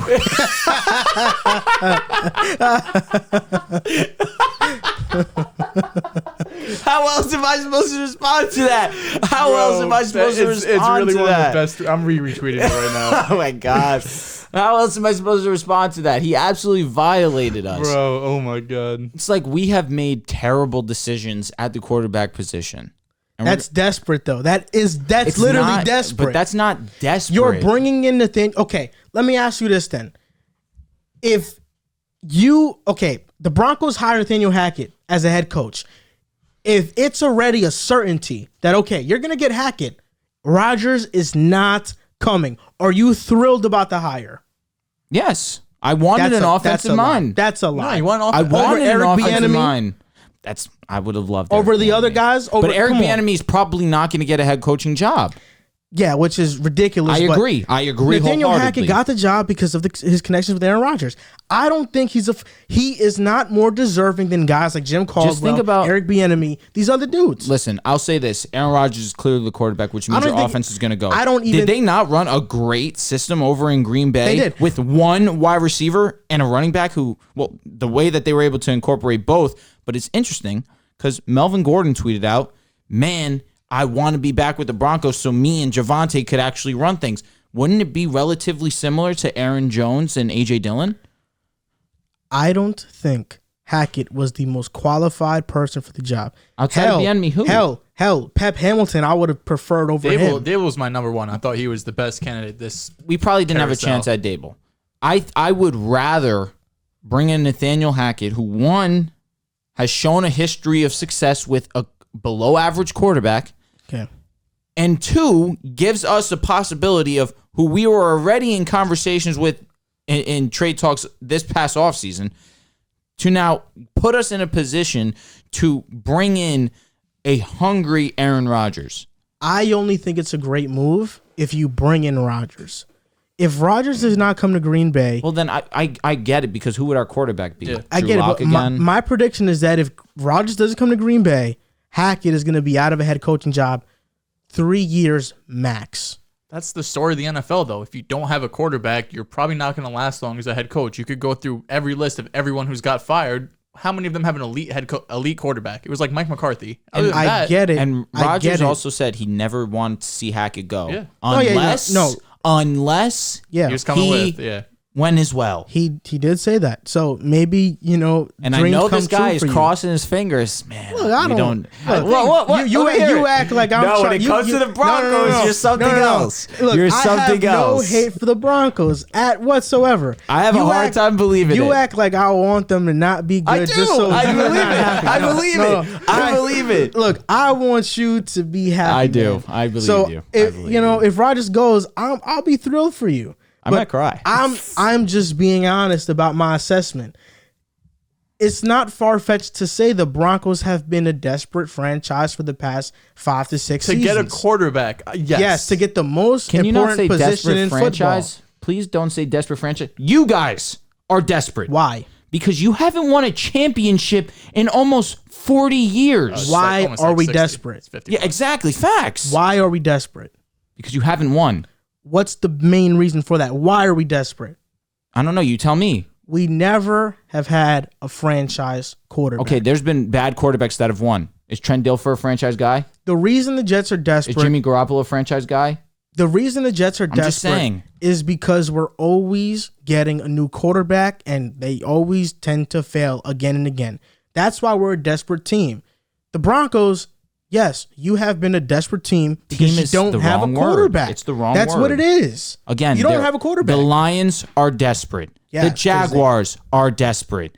We, who have won a championship in at least the past 10 years, which a lot of franchises cannot say, are not desperate. Your moves as of recently have been desperate. What, but for they quarterbacks? I would agree they quarterback are low, oriented. like 5th round, 6th round picks for Teddy Who Bridgewater, cares? signing to Flacco. Like, it's all very... Is that desperate to you, or is it, okay, let's try and get a cheap option that could potentially put us in a better situation? We drafted Paxton Lynch. And that was a horrible move. It was round one. Round one. It was round one. Pick 24 or 23, whatever it was. One of the biggest busts of all time. And we're going to talk about this later, but we took Paxton Lynch instead of bringing in Colin Kaepernick. I think when you're looking at Hackett, because we could get into a whole bunch of different, hypotheticals here, but I think if you are a Broncos fan, and I watched some of the press conference, the first thing that stepped out to me, even if you don't get Rodgers, he seems like a very upbeat guy. Someone who's positive, someone who didn't seem like he was too cool to be up at the press conference. Like, he was excited to be a head coach for the first time, just like I'm sure almost every coach dreams about. And it's kind of different than what Vic Fangio did, where he was much more to himself, introverted. And led them the top 10 defenses. Yeah, but to no success, no great successes. They're the first team since the 90s to have a top 3 defense and not go to the playoffs. So I understand it, but that's why I also agreed you need to go the offensive route, because you're not getting a better defensive coach than Vic Fangio. He's also connected to the West Coast system, which I think is going to fit well in with your skill players with Javonte, Melvin Gordon. You got some good receivers. His dad grew up around Bill Walsh, who was the inventor of this offense that damn near the entire league is running at this point. And I think one of his quotes really stood out to me. I forgot what the reporter asked him, but he said, "I keep mentioning the players, and for me, that's what this game's about. Growing up in a locker room with my father and all these guys coaching, it's about the relationships. It's about watching those guys go out there and excel while showing something special and making Broncos country proud." I think that's the perfect way to summarize what you want to hear from a head coach, because you could have all the X's and O's like Vic Fangio did, and you could go 8-9 and not make the playoffs. We've talked about how Vic Fangio wasn't great at relating to players, and especially at the offensive side of the ball, someone that got the most out of his players. And I know you ran through different OCs, and maybe that's not his number one priority is the offense, but still, you need to be a leader of men and someone who other players and coaches could look up to. So overall, I think he seems like a good upbeat guy. How he's going to translate to the NFL, it's going to depend largely on who their quarterback is. Because if it is Teddy Bridgewater, then it's probably not going to be great. But if you go out and do get an Aaron Rodgers, now Nathaniel Hackett looks like a home run hire. I am not totally low on the hire. I'm standing firm in that if they don't get Rodgers, this was a miss. But I will say, the personnel is there. Agreed. Leonard Fournette, Javonte Williams to me are very similar. Melvin Gordon. You said Fournette. You said Leonard Fournette accidentally. No. I meant to say him. No. Because he was in Jacksonville. Yeah. I understand. Leonard Fournette and Javonte Williams are very similar runners. Okay. So I can understand that he can have success with Javonte for sure. The receivers, I'm not as high on them as you think they're like all-star cast, but they're manageable weapons. And the offensive line, Cushenberry, Bowles, Risner, Glasgow, they're good pass blockers. Run blockers, they suck. But pass blocking, they're pretty good. Our run game was the best part of our offense. That's because Javonte. No, for sure. Breaks tackles. And Melvin Gordon had success too. Yeah, but your run blocking, like in terms of PFF, the grader wise, they're all pretty bad. Interesting. Yeah. So I'm happy with it. I'm happy with that then. Yeah. If that's the case, then Javonte's that much of a difference maker. That just makes me even more thrilled. I think you guys have as best bet right up there with the Packers. Me and Serge were talking in the Discord. I put you and the Packers at 40% of where he's going to be next year. Rodgers? Yeah, and I think like 10% other and like 10% retirement. Bro, the fact that we're at like minus plus one something. Yeah, it was like that though last year. For us? During the draft, yeah. Well, yeah, remember draft day, the report drops. I know. Shefty, man, this guy has been folding. But you had to know that would have been a lot coming together real quick. I would have done it in my eyes What closed. does the Aaron Rodgers to Denver trade looks like? It has to feature 3 to 4 first-round picks. I told you, I brought it up, and you guys kind of scoffed at it. Then it actually came to fruition. Aaron Rodgers, Devontae Adams, they want to be packaged together. We would have to give up 3. You're saying we're not allowed to give up 4, but for two players, I'm pretty sure we'd be allowed to break that threshold. I'm looking it up. Okay. Now, regardless of that, Jerry Jeudy would have to be involved because they want a young wide receiver. That would hurt me because I talk very highly of him. However, if I'm the Packers, I want Albert O or Noah Fant too. I get it. I understand. Oh, I'm taking everything. But if I'm the Packers. I also think that Chubb would be included. Bradley Chubb. Yeah, and I don't want that because what I want in the best case, the best possible scenario for Rodgers coming to Denver is that we have no holes. You take away Bradley Chubb from us, we need a pass rusher. We have no pass rusher without Bradley Chubb. He's easily our best. We traded Von Miller. We would then trade Bradley Chubb. It would hurt. And I don't want any questions about this roster. I don't want any excuses for Rodgers. I want to come into a situation where everyone believes the Broncos have no holes. And right now, we have one hole, and that's the quarterback. You bring in Rodgers, you bring in Devontae Adams.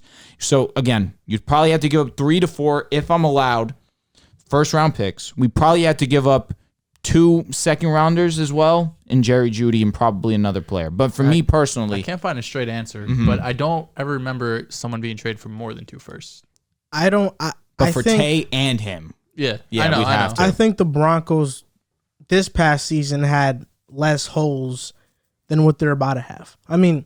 Kareem Jackson's a free agent. I think we'll bring him back. Bryce Callahan's a free agent. Probably not going to be Kyle able to bring Fuller's a free agent. So your starting corners right now, as of right now, is looking like Ronald Darby and Pat Surtain, which isn't not the end of the world. I mean, Ronald Darby's not that great of a corner. He's not bad though, by any means. He's average. And now you got a hole at safety. I think Caden Stern's going to be okay, though. I like his game. I do believe Kareem Jackson at this point in his career would contemplate staying with us an extra season. If you can get correct, and you guys are also expected to have the 7th most cap space. Exactly. You're going to bring some of these guys back. No doubt. Callahan is going to have to go, unfortunately, and God bless everything he did for us. He's an amazing ball player. He's too young. He's too expensive at this point in his career. If you bring in Tay and Rodgers, you don't have 7th most cap. No, agreed. No, that's going to be all gone with basically just those 2 players. But you're bringing back basically the most important guys on defense. Surtain's going to be with us for years. Darby is a solid number 2. I'm not upset with that. Kareem Jackson, I do believe, will be back. We just locked up Justin Simmons. On the line, Shelby Harris is a great leader for us. Bradley Chubb, I'm optimistic we don't have to give him up. I'd rather give up the extra first-round pick. I'd rather give up an extra second-round pick if that means keeping Bradley Chubb.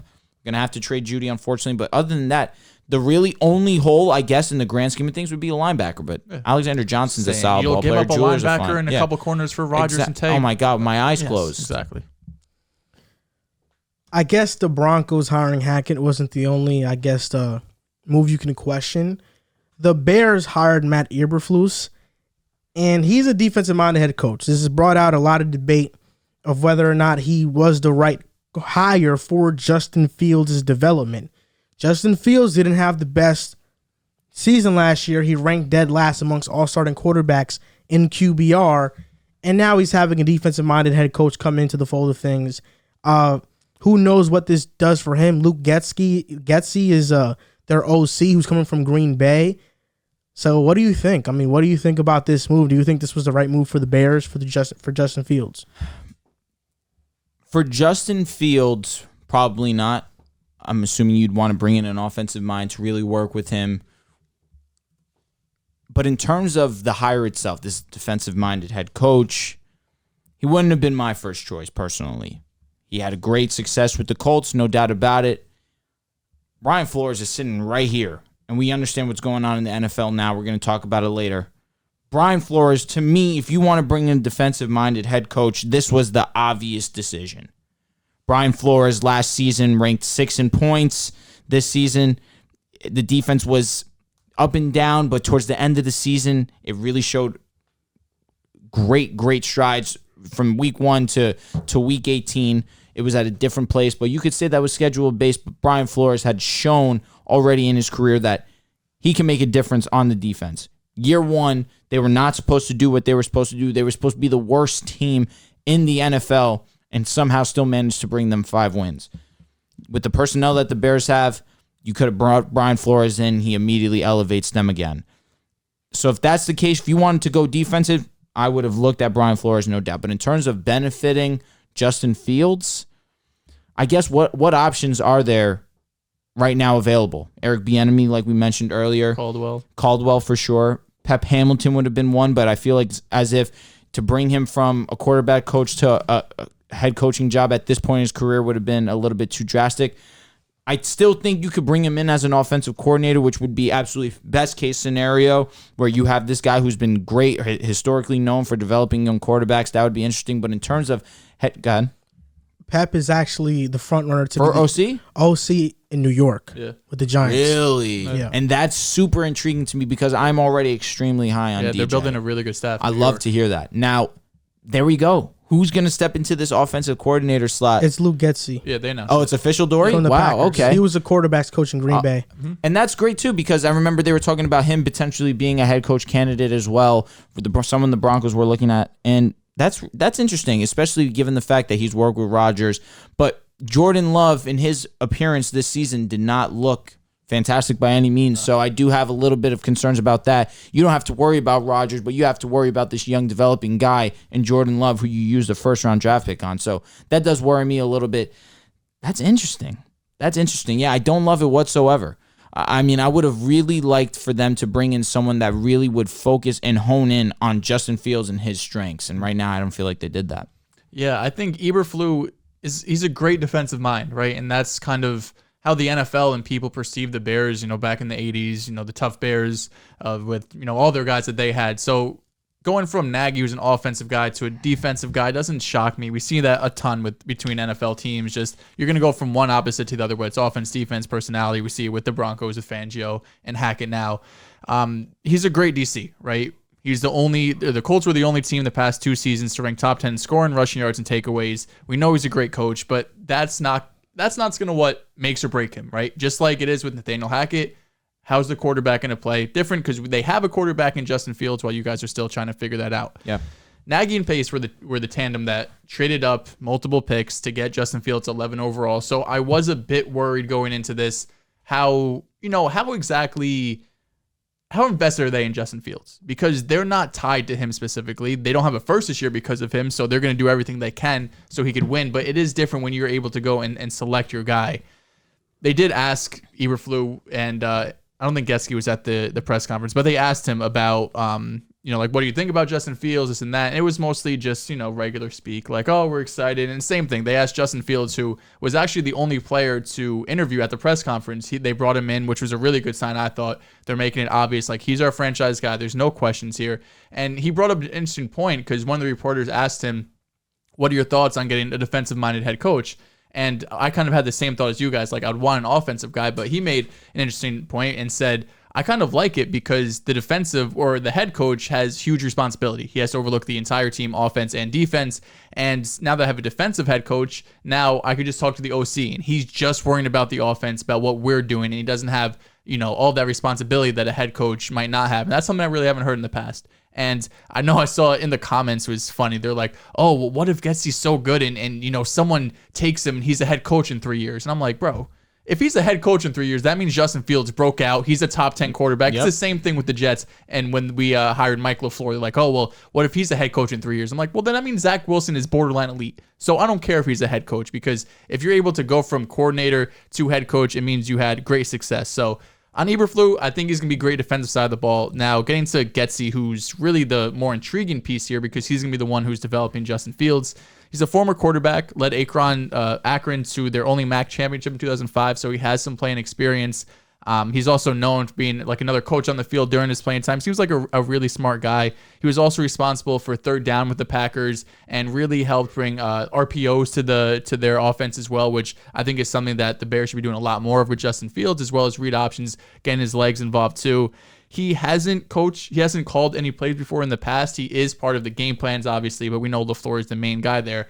But I think more than anything, when you look at this Bears team and their offense, it's a personnel issue more than anything, right? The coaching has to get better. But when you look at their team, they allowed the most sacks in the NFL.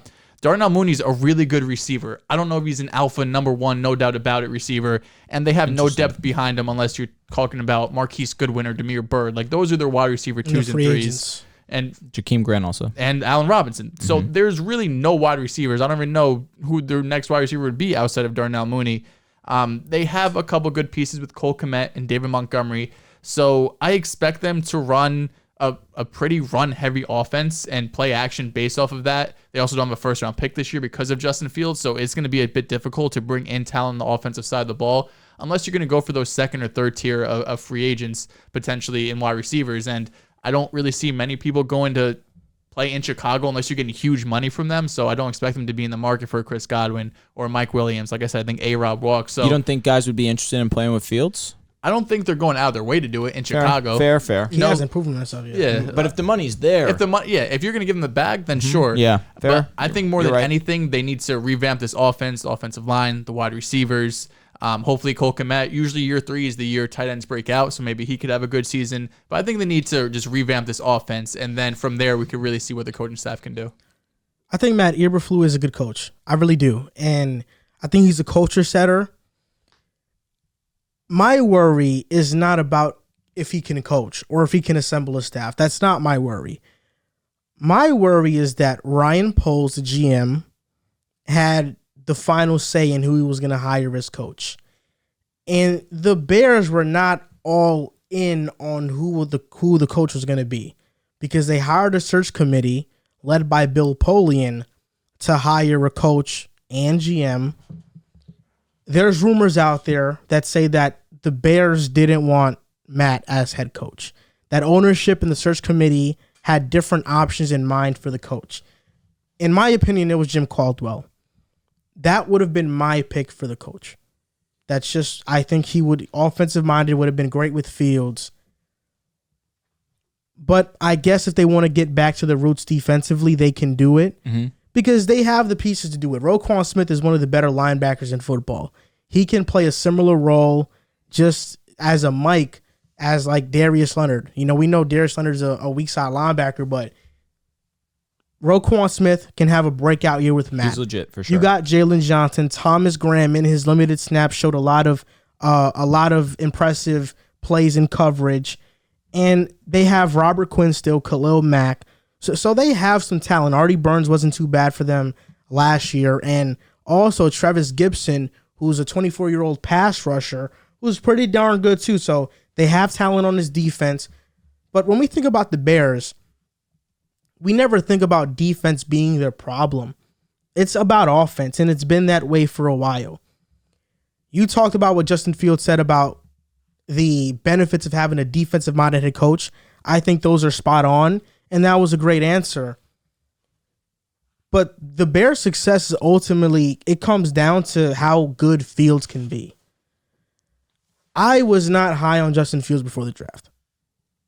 I know the talent is there, but mechanically, throwing the ball is not there. You talk about the sacks. Justin Fields had the worst QBR in the league, had the worst sack rate in the NFL, worst off-target rate in the NFL. But he was 8th in rushing, estimated points added, so I guess that does something. He took so many sacks, not because the Bears' offensive line is so abysmal. It's bad. It's not as bad as you think. It's not good. It's Justin Fields running into sacks and running into pressure makes it look worse. The statistics are swayed that way. But the same thing with the Jets. Like, the Jets' offensive line this past season wasn't horrible. You were a top 15 ranked offensive line. We were the 13th ranked offensive line. But Zach took a lot of unnecessary sacks, held the ball long, and that's what made our O-line look worse. Fields right now is still learning, and that's why I never bought into the narrative that he was ready to go out of college, because he wasn't. It was clear he had to develop. He has a talent, but he had to develop, that's for sure. But Bears fans were impatient. NFL fans were impatient. Oh, just throw him in there. Who cares? Throw him in there. Fire Nagy if you don't start Fields. Now Fields starts. 7 touchdowns, 10 picks. Worst quarterback in the league QBR-wise. He should have sat and developed last year. The thing that you pointed out, this isn't this coaching staff's guy. Matt Nagy walked in with Trubisky not being his guy. Now Matt is doing the same thing with Fields. Fields, we can say, has more talent than Trubisky. Yeah, I guess you can say that. Even though Mitch is, he's had more success than him. He's been to the Pro Bowl at least in the second season. Fields started 10 games in his career. Is he going to be a Pro Bowler in the second year? Mitch was. Maybe, who knows? We don't know, but I'm just saying. And that was his ceiling. Mitch was. Who cares about Pro Bowl? Mitch was not as bad as everybody thought he was. He just wasn't. He's an average guy. He is an average guy. Maybe Fields an average guy. Maybe. I'm just saying. The reason I'm not too high on this hire is because I feel like they had to go all in to getting the perfect guy to develop Fields, because I'm not super high on Fields. I'm just not. And ultimately, if he doesn't pan out, this coaching staff is going to get recycled again, and there's going to be somebody new come in, a new quarterback, and the cycle is going to repeat itself. Fields had some good games this year, though. He showed flashes. The Pittsburgh game, he had a good game against Green Bay. Like, it wasn't all terrible. He had flashes. 2 games where he threw under 38%. He had some bad games for sure, like the game against his. And that Green Bay game, I didn't think was like. I really didn't think he played that well. I'll just be honest. You're a hater. It was a slant that got taken 80 yards. Nah, he had some good games though, for sure. I'm not gonna sit here and Pittsburgh let you say game, he played terrible. very well. Yeah, I thought the Pittsburgh game was the only great game of the season outside of Week 18. That's it. He's a rookie. I'm not going to sit here and call him a bust after a rookie season where I'm not calling him a bust. No, I understand. I'm just saying that's what it was. It's again, I'm not going to be so cutthroat to say that he's not going to be able to get the job done, and I'm not going to be on the opposite spectrum of saying that this guy's going to be an all-pro one day. I'm just not going to be so quick to pull the trigger on Justin Fields just yet, given the fact that rookie quarterbacks just don't always come in and act like a Kyler Murray, don't always come in and act like a Justin Herbert, a Joe Burrow. It's a rarity that these guys come in and really leave the impact that they do, at least statistically and in terms of winning. His 2 games where he was under 30%, one was his first start against Cleveland where he got sacked like 20 times. In the second game, he threw 11 passes and got hurt. Some context, please. That Cleveland game was abysmal. It was that was his first start, and that pass rush, bro. I remember, I don't know if it was on the show, but I remember the play calling was absolutely ridiculous. His passes, his accuracy was absolutely abysmal. But he had good games. His last full game that he was healthy against Minnesota, he had over 300 total yards and a touchdown, 96 quarterback rating, completed 67% of his passes. San Francisco, 70% completion percentage, over 270 total. Like, he's had really good games and really good moments. Minnesota's a 29th Minnesota was your team. You thought they were going to the Super Bowl, probably. No, you picked them every week. Every single week. You can't talk shit about Minnesota when they were your team. What do you mean their year. defense sucks, bro? What are you talking about? That's a fact. And when I said Buffalo's defense was amazing, you're like, oh, wait a second. So I don't know. No, it's just they're just not lock up number 1 ranked defense in the NFL like you thought they were. But they are statistically, they were number 1. And I don't care, bro, because but that's what you're saying. But now the Bills stuff is ridiculous because I saw Mac Jones have 300-yard games. I saw Zach Wilson have 300-yard games. I saw Trevor Lawrence have good games. What are you talking about? You're saying, because we went through their schedule and you looked at all the quarterbacks that they played, all the teams, and they weren't great. But I also, all these teams and all these quarterbacks have good games against other opponents, but not against Buffalo. So which one is it? What are you talking about? Okay, the one game Mac Jones played in Buffalo, it was freezing temperature. They let him throw the ball 3 times. I'm not talking about that specifically because yes, that's going to skew it a bit. But when you go down the entire list, you're acting like every quarterback there just always had bad games, when in reality, they just played poorly against Buffalo because they have a good defense. Outside of the Bucs and Chiefs, they didn't face a top 10 offense all year. Okay, but Zach Wilson had 300-yard games. Mac Jones had 300-yard games. Trevor Lawrence had some good games. Zach Wilson had a 300-yard... So just because Zach Wilson had a 300-yard game against who? Who was it again? Maybe it wasn't 300. But still, 2 touchdown games. Like, they've had good games in the past. Okay, the one game Zach played against Buffalo, our best receiver was Berrios. Elijah Moore was out. Corey Davis was out. Week 18. Even our starting tight end was out. He threw for 297 against the Titans. I'm counting it. But you're acting like come on, bro. Players could have good games, and they almost never did against Buffalo. Okay, but that's Buffalo's secondary is... Look, I'm not about to argue about Buffalo for 30 minutes because they are just not an elite pass defense secondary-wise. They're not. I'm just saying it because you brought up the Minnesota thing, and it sparked my mind. They were literally abysmal this year. Because what if Minnesota played 12 defense. Amazing offenses? Like, we're going to be like, oh, well, if you really look at it. They did have a good schedule. Like, bro. But they got burnt. Bashard Breeland was toast, bro. I'm just saying. Mackenzie Alexander was toast. Like, come on, bro. Fields overall didn't have a great season. I thought he had some good the worst moments. season of any starting quarterback. He was behind a rookie Zach Wilson with a terrible line, and he has barely any weapons. He has Darnell Mooney out there. The line is not as bad as you think it is. He made it look way worse. It's not good, He made it look way worse. And where was Zach Wilson in QBR? He was right in front of him. We're all super high on Zach, so we can't just say QBR and be like, oh, he's the worst because his bottom QBR, and be like, oh, Zach's the second worst, but we think he's going to be a top 5 quarterback. You know that Zach Wilson he faced the toughest schedule of pass defense in the NFL, I'm right? well aware. I watched every Fields game. was nowhere near that list. I watched every game. Okay. All right. Just because you have a one bad stats QBR. The world, I'm still high on Zach, but the world is pretty much low on Zach.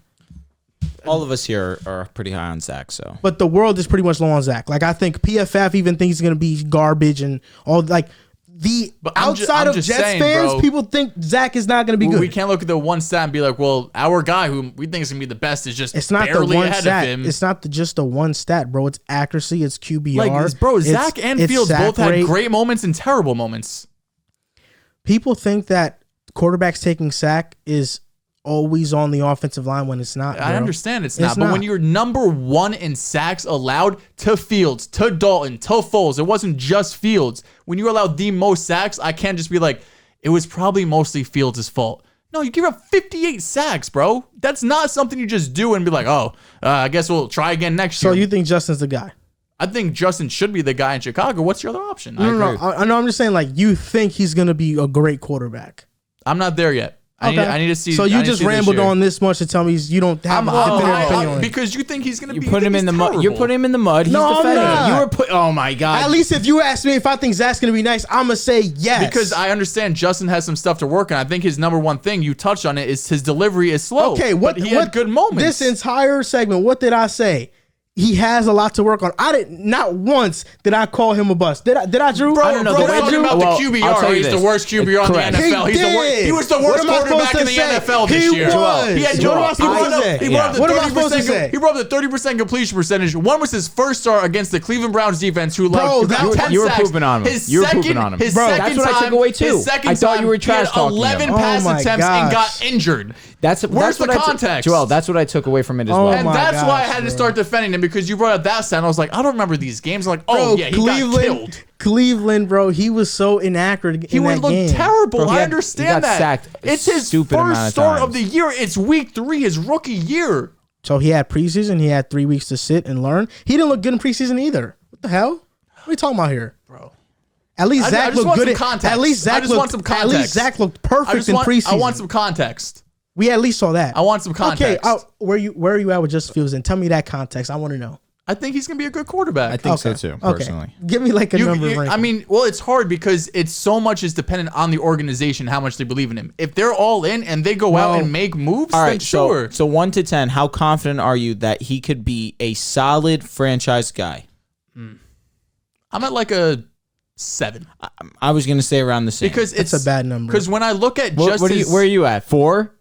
I'm at 3. When I look at just his talent, yes, it's all there, but I don't trust the Bears as much as like the Jets, who have proven to go out and get Like weapons the Jets. for Are him. you serious? The Jets went out. They drafted Mekhi Becton in the first round last year. AVT traded up to get him. Signed Corey Davis. Drafted Elijah Moore in the second round. Drafted Michael Carter in the Makai's fourth about to round. lose his job. I'm just saying Is he? they went Yeah. out and made all these Wait, moves. why do you say Robert Mackay- Saleh just said did. that Mekhi Becton is not guaranteed the starting spot. Maybe to motivate Becton him. was the year before, but even in the 1 year they draft Okay. Zach Wilson was the most they have ever done for a quarterback I've seen in my life, probably since like Sanchez. And when Sanchez came in, we already had the whole team. We just brought in the Santonio Holmes, the Brilliant Edwards. The offensive line was the best in the NFL. We already had Sean Green, brought in LT. But this was the most I've seen the Jets ever do in one offseason to help their quarterback. The GM for the Bears, Ryan Poles, said that we're going to take back the North and never give it back. If Rodgers leaves, maybe. If Rodgers leaves, the If division's up for Rodgers grabs. leaves, the division's wide open. Actually, no. You want to know why? Minnesota. Jordan Love. No, because I don't know who's gonna root for it. Jordan Love, Minnesota. Who's I next? don't No, you want to know? I like You Jordan like Love, actually. Detroit too? Like who knows? Nah, this makes sense because it segues perfectly. Yes, I get it. I know where he's going. John Yep, Harbaugh. there we go, Jim. Jim Harbaugh. I'm sorry, is rumored to be the next Vikings head Yep, coach. you had to know. They're actually flying to Harbaugh tomorrow, I think, or it's the other way around. But either way, they're gonna have a meeting tomorrow, and it's expected that he's going to be the next head coach for the Vikings. And I frankly think this is amazing. You know, when Ryan Poles said, the Bears GM said that we're going to take back the North and never give it back, kind of fell on deaf ears. Because I said in my head, if the Vikings get that guy, Jim Harbaugh, how many NFC championships did he lead the 49ers to? What, 2? 3? 3? Something And like a that? Super Bowl appearance? Jim Harbaugh's looking at a guy like Kirk Cousins like, I revived Alex Smith's career. Look what I could do with Kirk. The captain. It's two, okay. He's the captain. Captain Kirk. You better respect that man. I do respect You her. better respect Why are you that man. pointing at me, bro? You better respect that man. Well, bro, why are you pointing at me? You better respect that man. Jettas, Justin Jefferson, Adam Thielen. Oh, they gonna give back Irv Smith Jr. too. Oh yeah, they gonna Chris get him Herndon back. might take Oh his yeah, job. oh yeah. Oh no, we not worried about Chris All right. Herndon. First Oh, round they pick got for him. Dalvin Cook there, right? And Alexander Madison. I'm glad and to hear you talk Kene nice about him. Nwanu. I like I him. knew he was going to It's say a really his name. good for I had to Turner. know. It's great. You can That pronounce it. offensive line is looking better too. Bradbury is a bad center. They need to improve, but Christian Darrisaw, they nailed that pick. I Solid think he's pick. going to be a really good player. Brian O'Neill, really good player. And that defense, man, they invested like $45 million into it this past offseason. Just so happens it didn't pan out. But Danielle Hunter, Dalvin Tomlinson, DJ Wonnum, Michael Pierce, they have talent. I'm not sure exactly who's going to be a free agent and who's not, but they got talent.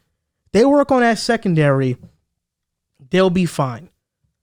The Vikings are in position because the Packers are leaving. Because I'm not the highest on Justin Fields. Because the Lions, I think they're trending in the right direction. I agree. Not there yet. Agreed. Maybe they have a shocking Bengals run. I don't Yeah, know. I don't know. They don't have a Joe Burrow. But the Vikings, no, they're going to take the North. And, you're going to hear that chant, Skull. That's how it's going to be. Because maybe I was a year too early on the Vikings. Maybe I put a little bit of blind faith into Mike Zimmer. Did you pick them a couple years in a row? No. No. I did not. No, I didn't. I swear to God. Did you have a year? I feel like you've told us in the past you picked them in a prior year. Nah. When? I don't know. I feel like you told us that. Okay. No. No, he chose the Lions. That was the team that he is that chose. it? Yes. Oh, okay. My apologies. Anyone to choose other than the Packers. Word. 2018, I chose the Bears to be my surprise team. In Mitch's second year, they made the playoffs. 2019, I said Green Bay is going to win the division again because they signed Zadarius Smith and Preston Smith. 2020, I said Detroit. I was trusting Stafford. You know how that turned out. Oh, I do know how it turned out. Yeah. Gets And traded, then, now he's a Super Bowl. That year and then was this late year, on. I chose the Vikings, but they lost like the most one-score games in NFL history. Jim Harbaugh is the complete opposite from Mike Zimmer. He's a player's coach. He's a motivator. He's an innovator. He's played the quarterback position. He can even help Kellen Mond too. The Vikings are going to run the North.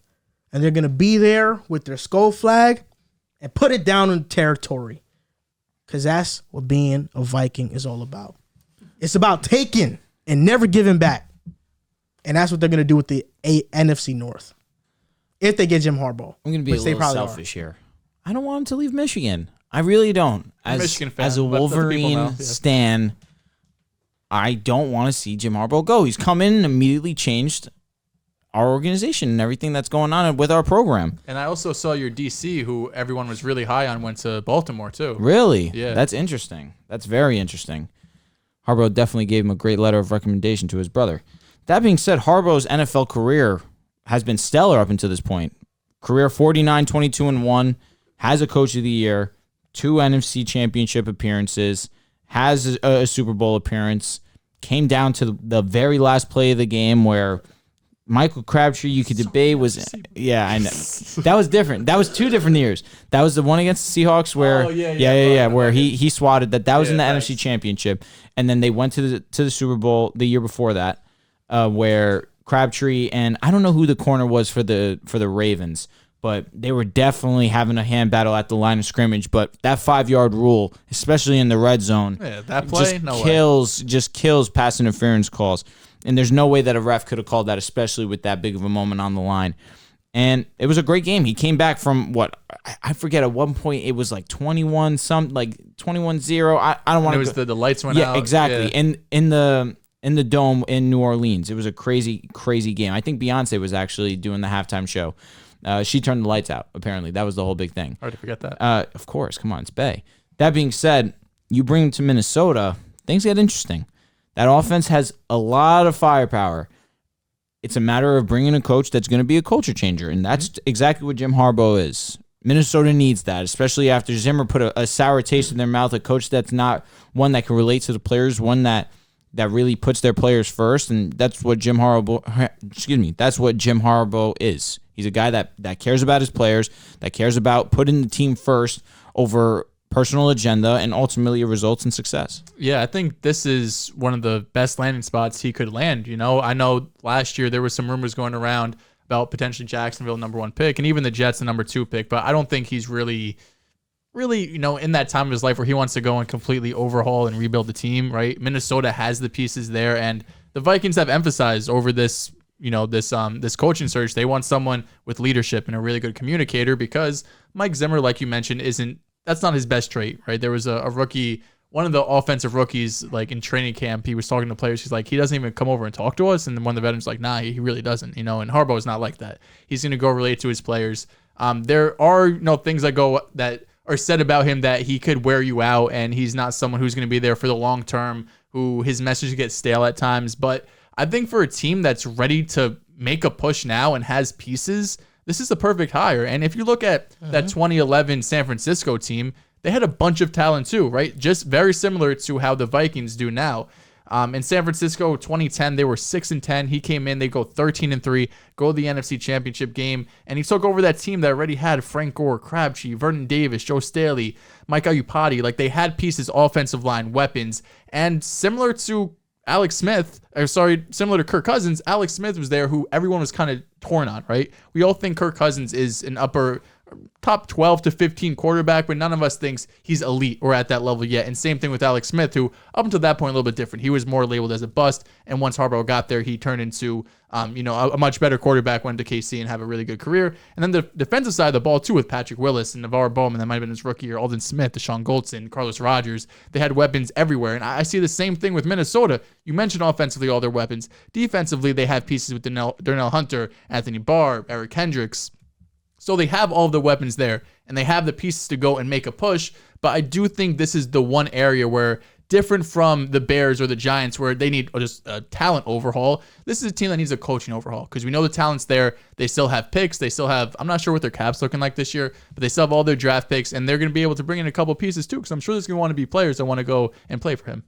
Their cap isn't looking too good.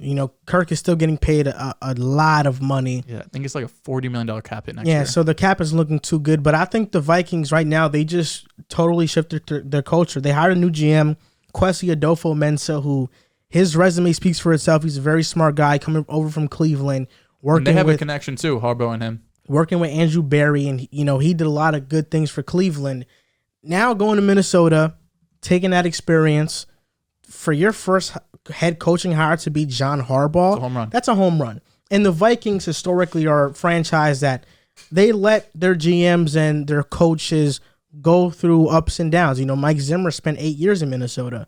Rick Spielman was in Minnesota since 2006. So the Vikings are going to have a lot of time to overhaul this roster. And I think they're going to be the surprise team in the NFL next year. It wouldn't shock me. And I am wholeheartedly sorry. They went to 3 straight NFC Championships games. You were 100% correct. Jim Harbaugh's legit. He won Coach of the Year his first year there, and they went to 3 straight. That's crazy. Jim Harbaugh's legit. Yeah. He's that guy. No, for sure. He's that guy. Because that was the year that they lost to the Giants. Yep. Then they went to the Super Bowl. Then they lost to the Seahawks. And they should have beat the Giants. Yeah, it was a muff. The punt returner. Yep. Yo, he got killed. Yeah. They killed him. And John Harbaugh is also not afraid to take risks. I mean, Jim Harbaugh. I keep messing it up. He started Colin Kaepernick, a 2nd-round pick. Kellen Mond, 3rd-round pick. What if Kurt, gets, God forbid, he gets hurt, and now Kellen Mond comes in and this guy's lighting the world on fire. Maybe. You never know. And he sticks with Kellen Mond. I mean, it can happen. That'd be something. You don't know. Insane. After this coaching staff said they don't ever want to see him play in the regular season, that'd be a huge turnaround. Mike Zimmer said that. I see him in practice every week. Yeah, that's not a great sign. Nah, that was a bozo thing to say, though. Yeah, that was a sure. bozo thing to say. And before we go on to our next segment, a quick word from DraftKings. The moment we've all been waiting for since September is finally here. In honor of the big game, DraftKings Sportsbook, an official sports betting partner of Super Bowl 56, is giving new customers 56-1 odds on either team. Bet just $5 and get $280 in free bets if your team wins. DraftKings Sportsbook is now live in New York, meaning you can bet from almost a third of the country. If Sportsbook isn't in your state yet, play DraftKings Daily Fantasy Football Contest for Super Bowl 56. New customers can get a free shot at $1 million top prize with their first deposit. Download the DraftKings Sportsbook app now. Use promo code TBPN and get 56-1 odds on either team. Bet just $5 and get $280 in free bets if your team wins. That's promo code TBPN at DraftKings Sportsbook, an official sports betting partner of the NFL. And I hope you guys have been taking advantage of that promo. Squad rides. The promo's been fantastic. That, Last week they boosted Joe Burrow over 1.5 touchdowns. That hit. Boosted Jamar Chase anytime touchdown. That hit. So you got to be looking every week. I'm sure they're going to have something sweet for the Super Bowl too. Every single year, DraftKings blesses with an insane promo that you cannot miss out. We've brought in so much money for our friends and family because of DraftKings. Yeah. Shout out to them. Especially around Super Bowl Sunday. Yeah. The Giants hired Brian Daboll, and we saw him work with Josh Allen in Buffalo. Josh Allen was a guy who was touted as very talented, but very raw. And if you look at all the analytics, I mean, I follow a lot of analytic football guys on Twitter. They basically say there was no stat that basically could predict Josh Allen was going to become good. Even though we know now he's arguably one of the best quarterbacks in the NFL. Can Brian Daboll have similar success with Daniel Jones? Can he revive Daniel Jones's career? Joel, you're not the highest in Daniel Jones. So is Daniel Jones revivable? I think so far the Giants have had the best offseason. I think bringing in the Bills assistant, Joe Shane, I believe that's how you pronounce it. Shane. And Brian Daboll, I've mentioned it multiple times last week, this week. I thought Daboll was the best coaching candidate on the market right now. It's not very often where you could hire a guy who has who has play calling experience, coached, in Buffalo as well with Belichick in New England. Like, he has the laundry list of stats too, top 3 scoring offense in the league the last 2 years. So I think so far the Giants, if you're a Giants fan, you should be thrilled right now. And the main reason more than anything why I was down on Daniel Jones, while I don't think he's the most talented, it was mostly because of the coaching staff and front office. I'm sure. I thought Joe Judge was a disaster. I talked about it mid-season. I thought he should get fired, and we already knew Gettleman was going to as well. I'm still not the highest on Daniel Jones, but there's no excuse now. This is his best chance to go out and have a successful season.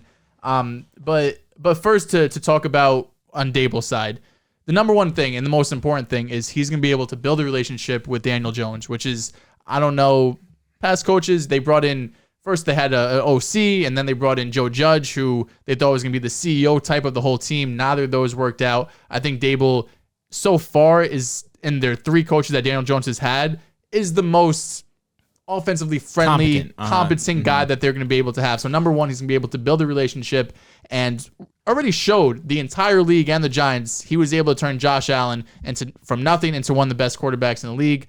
Number two, he's able to recognize and build upon Josh Allen's strengths, and I think he should be able to do that with Daniel Jones as well, who's a really good athlete.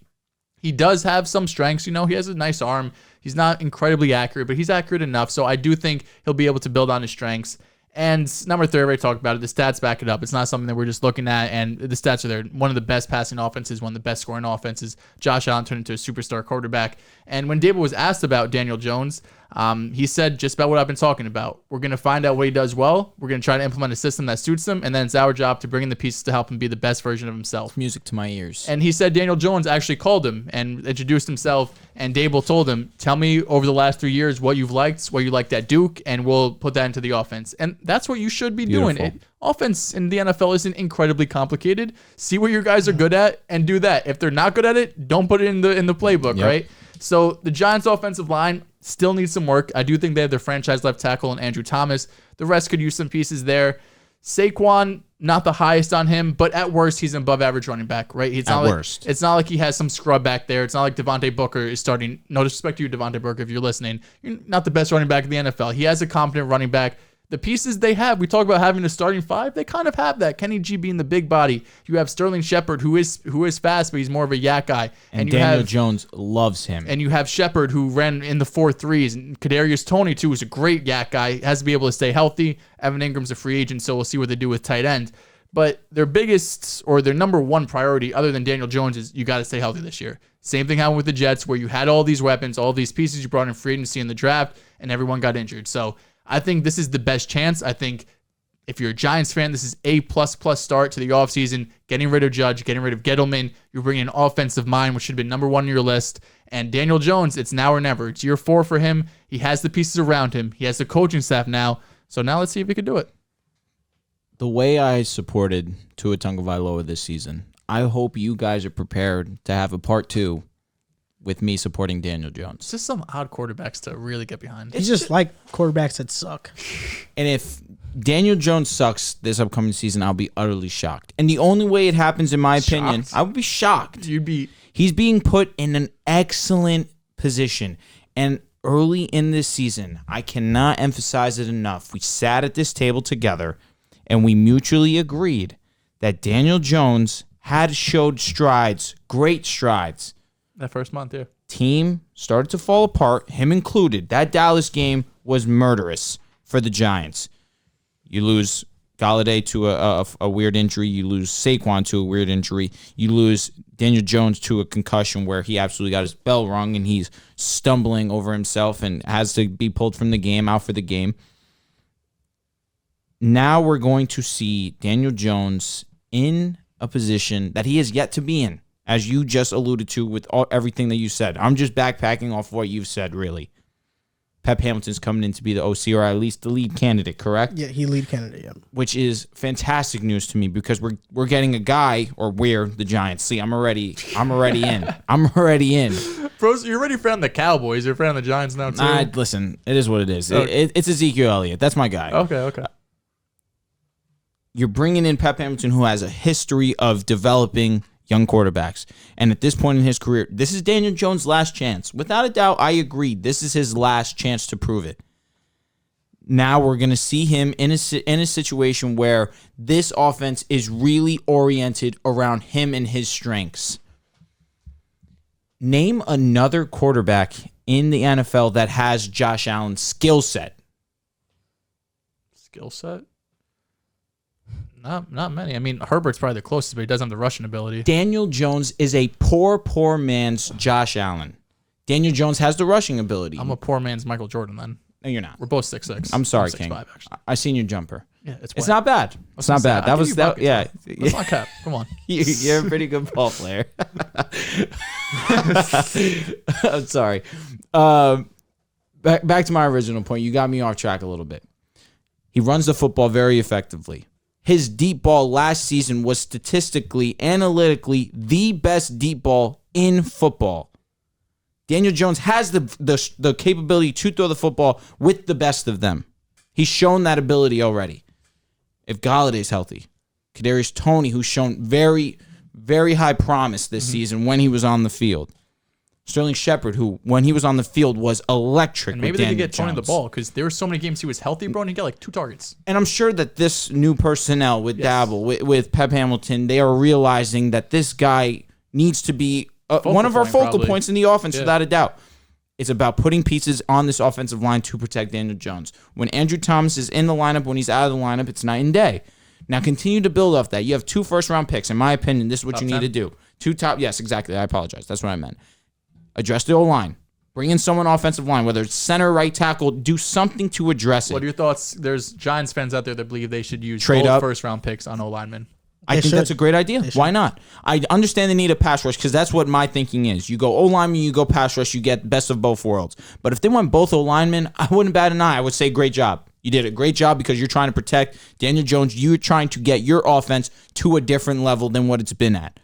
And you want to put Saquon in a position to be successful too. What they've been doing to Saquon has been unjustifiable. You had this guy come in his rookie season, was all world, was all pro. He was fantastic.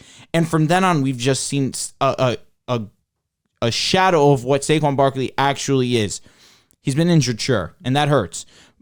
But at the same time, the Giants, when he's been on the field, have been incapable of putting a line in front of him that will actually block for him and get him some separation.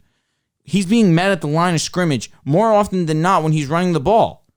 It's weird to me. I understand Saquon is this shifty type of guy, and he's trying to make players miss, and to a degree, that's kind of a reason to why he hasn't had that much success because he's a flashy type guy. He's trying to be Superman, and when Booker's on the field, he makes it a lot easier on himself, which is why Booker seems to have more success than Saquon because he does not have the skill set that Saquon has, and Saquon's trying to do too much. I think you put a line in front of Saquon, we see Saquon become the guy who we all expected Saquon to be. And what I want to see from Daniel Jones next season is a willingness to see Saquon out of the backfield. For sure. We saw it early on in the season where they started to actually incorporate Saquon into the pass game. Where his numbers were the best were in the pass game against the Saints. He had a blow-up touchdown. A game against Washington, he had some good yardage on through the air. Daniel Jones. Atlanta, absolutely. I do believe Daniel Jones is being put in the best situation possible.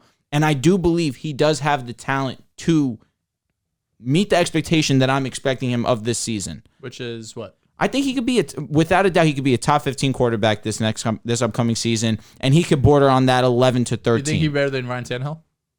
I do think so. Okay. I feel like he has the arm. He definitely has the confidence within himself. It's just a matter of if this team can stay healthy. And the coaches around him are going to put him in a position to be successful. And this is what makes me even higher on Daniel Jones than I already was. What I like about Brian Daboll the most is how experienced he is at different position groups and developing them.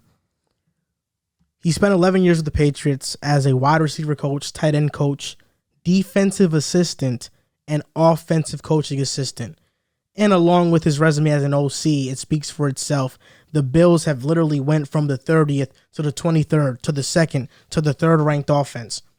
Daboll has experience at every single position group, and that's what's the best thing about Daboll in my opinion. And he said something in the press conference that really I was moved by. He said, a great coach once told me, players don't care about how much you know until they know how much you care. So Brian Daboll is a person who puts people first. And you talked about Daniel Jones. Brian Daboll's press conference, he had to drive through a snowstorm in New York to get there. I mean, we know. We live in the area, so we know how bad it is right now. He said the guy he saw in the building, there weren't too many, was Daniel Jones. Daniel Jones was in the building. He's keeping Patrick Graham as the defensive coordinator. I think that's a good move. Yep. He's been a pretty good DC for the Giants so far. I think the Giants have a good defense. I think they have good offensive weapons. I think Andrew Thomas and Shane LeMahieu are like the only 2 offensive linemen. I'm like, okay, I think they're good to start next season, but they have to revamp the entire offensive line outside of those 2 guys. This was a home run hire. I think Brian Daboll was the best guy for this job. Daniel Jones, when he was drafted, everybody overreacted. oh, this was a horrible pick. I didn't. I thought it was a good pick by the Giants. I'm not saying it was like a home run, like, I know oh, what you mean. DJ is a franchise guy, but between DJ and Haskins, because that's who Giants fans were mad at that they didn't get. Haskins in the NFL fan community, whatever. He had the swag behind him. I get it. I said Daniel Jones is better than Haskins. Daniel Jones could run an offense. It's hard for me to believe that a quarterback in his rookie season that threw 24 touchdowns and 12 picks doesn't have some untapped potential there. He's had to suffer through Jason Garrett. I mean, who doesn't suffer Jason Garrett? I mean, he's just a horrible offensive play caller, offensive coordinator. Been for he years. just does a horrible job at marrying plays and concepts. DJ finally has somebody who's proven, offensive guy, and this isn't just for DJ. I think the Giants, if they find a quarterback, knowing that Brian Daboll is there, I think that can be a smooth transition. I'm not necessarily sold on the idea that Daniel Jones is the franchise guy, but the Giants building this roster the right way and getting all the pieces to help the quarterback definitely helps whoever else wants to be the quarterback of that team, to the point that you just got to slot a guy in. You know, there's a lot of quarterbacks on the market this offseason. Maybe Derek Carr gets traded, or maybe Russell Wilson, maybe Jimmy G. You know, I think Jimmy G can win in New York. He definitely can. So there are a lot of options here. I will say this, though. Despite Daniel Jones showing some flashes, he has 50 touchdowns and 49 turnovers in 37 starts. That is one of the worst turnover to start ratios that we've ever seen in the NFL. That is abysmal. I want to pose this question. How likely is it that Brian Daboll signs Mitchell Trubisky and says, I'm having an open quarterback competition, Mitch versus Daniel Jones? Who wins it? So there's a -% chance. I think he could sign Mitch because Mike Glenn's Yeah, they terrible, might need a backup and without Jake a doubt. Fromm is not good either. Without a doubt. Brian Daboll was a huge advocate of Mitch coming to Buffalo. I don't know if he's going to say it's open competition. I could see him getting signed, but open competition, I put like 25%. I would say -% chance. Second overall pick versus 6th overall pick. You look at Daniel Jones in his 37 starts. I forgot he tweeted this. He tweeted this. I did. Okay. Daniel Jones, 50 touchdowns to 49 turnovers in 37 starts. Trubisky's 3-year span in Chicago, 53 touchdowns, 37 turnovers in 38 starts. Trubisky I think, is just as mobile, maybe more than Daniel Jones. He's a safer quarterback. Now that we see what happened in Chicago, Matt Nagy wasn't a good offensive coordinator, wasn't good at grooming a quarterback. I don't know. Maybe this is the redemption story of Mitch Trubisky. It could be. Things. So you're out on Daniel Jones? I'm not out on Daniel Jones. I'm just saying, if Mitch goes in here to compete with him, can he beat him out? That's what I'm saying. I think he if you can. think Mitch is going to come in and open competition, you're telling me you're out on Daniel Jones. That's what I'm saying. Yeah. No, I'm not out on Daniel Jones. I'm just rooting for the Mitch redemption story. But why in New York? Just because of Daboll? Because, the connection there. Yeah, I mean, Okay. there's pictures of them together holding a football. They definitely have a close relationship. And Giants PR staff, their social media team's got to step it up. Did you guys see the Brian Daboll hype video? Mm-mm. Hype, bro. It's him. He's pulling in with his pickup truck. There's no music. He opens the door, doesn't say anything, and just walks in the door. It was probably the worst hype video I've ever seen in my life. His press conference was pretty lit, though. It was, but I'm talking about their social team on TikTok. It was horrible. Hit us up. Absolutely Let us horrible. interview a few players a month. We'll help on the TikTok. though. Come on. He's a business guy, business first guy. That's fine, but I'm talking about the social team. That social team's the best in the game, and they got the Giants over here. Yourself, man. Let's stay within division. Let's stay within division really quick. The Washington football team just announced their new name. Commanders. The Commanders. Oh, really? I thought they announced it tomorrow. The Washington Commanders. Okay. Are you a fan of that? I like. Did it get leaked or something? I like like the Red Hogs. What? I didn't mind it, honestly. I like the Red Hogs. Red Hogs? Yeah. I feel like Commanders. I remember seeing the list, and there wasn't a lot of good names. DC Commanders would have been cool. I mean, that just sounds like something from Avengers. Yeah, well, sure. To play on it, maybe. Why not? I mean, DC. I like the Red Hawks. Red Hawks would. Hawks, there's already like a Seahawks. Is this going to be their logo? There's a Atlanta Hawks. That's W? ugly. That It W is looks kind of weird. terrible. Yeah. No, I'm not a fan of that name at all. Honestly, me personally, I wanted it to stay the Me too. football team. Football team was amazing. It's one of the best names in the history of football. Hate to see it, man. The Washington football team. They're the football team. I like it. The football I like team. it. It's amazing. The Commanders is not a good name. Horrible. All of their options weren't that good, though. No, you're I think right. Commanders was the best of the worst. That's what I'm saying. What you say? You like Commanders or Red Hogs? Red Hogs? Hogs. Oh, those Hawks. No, Oh, no, Hog. Commanders. Okay. Red Hogs is weird. Yeah, that's what I was saying. That's why I said Red Hogs. Let me look up really quick. What is a Red Hog? It's an animal. Yeah, it's literally It's like a pig. Washington. It's like a hog. It's like really what that's what it is. Red Hog. Did you find it? What is it? All right, the Admirals, Armada, Brigade, Commanders, Defenders, Presidents, Red Hawks, Red Hogs, and Sentinels. Yeah, it's a pig, a Red Hog. Yeah, I like the Red Hogs a lot. I don't. Why do you want to be named after a pig? That's kind of weird. Because who cares? Why not? The logo would have been cool. A pig? A pig would have been They kind of would have weird. made it look tough. A hog has horns. They could facts, but then that makes me think of like a bull. Exactly. But you're called the Red Hawks. I like it. I like the Red Hawks better. No, agree. there's already a Seahawks, Atlanta Hawks. That's NBA, bro. I understand, but there's already Hawks, and especially one There's within Jets, the NFL. NFL, and NHL. NHL and NBA. Jesus, Giants, Jesus. MLB, and NFL. I understand, but there's already a Hawks, a Seahawks. I know. Yeah. You think it confuses people? Yeah, it would. People aren't the smartest. I know.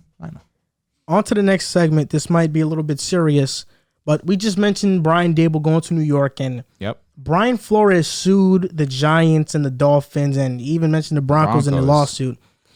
And it's a lot of crazy stuff. Claims that racist hiring practices by the league have left it racially segregated and managed like a plantation. He says this: in making the decision to file the class action complaint today, I understand that I may be risking coaching the game that I love that has done so much for my family and me. My sincere hope is that by standing up against systematic racism in the NFL, others will join me to ensure that positive change is made for generations to come. I'll say this. What Brian Flores is doing right now is courageous. I think it's one of the most courageous things that I've ever seen. Risking his coaching career to stand up for what he believes in and what's right. Because truth be told, I don't believe he ever should have been fired from Miami. 24-25 record, overachieved every single season with an average quarterback. Had to throw that in there. But, I didn't even realize because I'm so locked in. That's so rude of you. Brian Flores, he never should have gotten fired.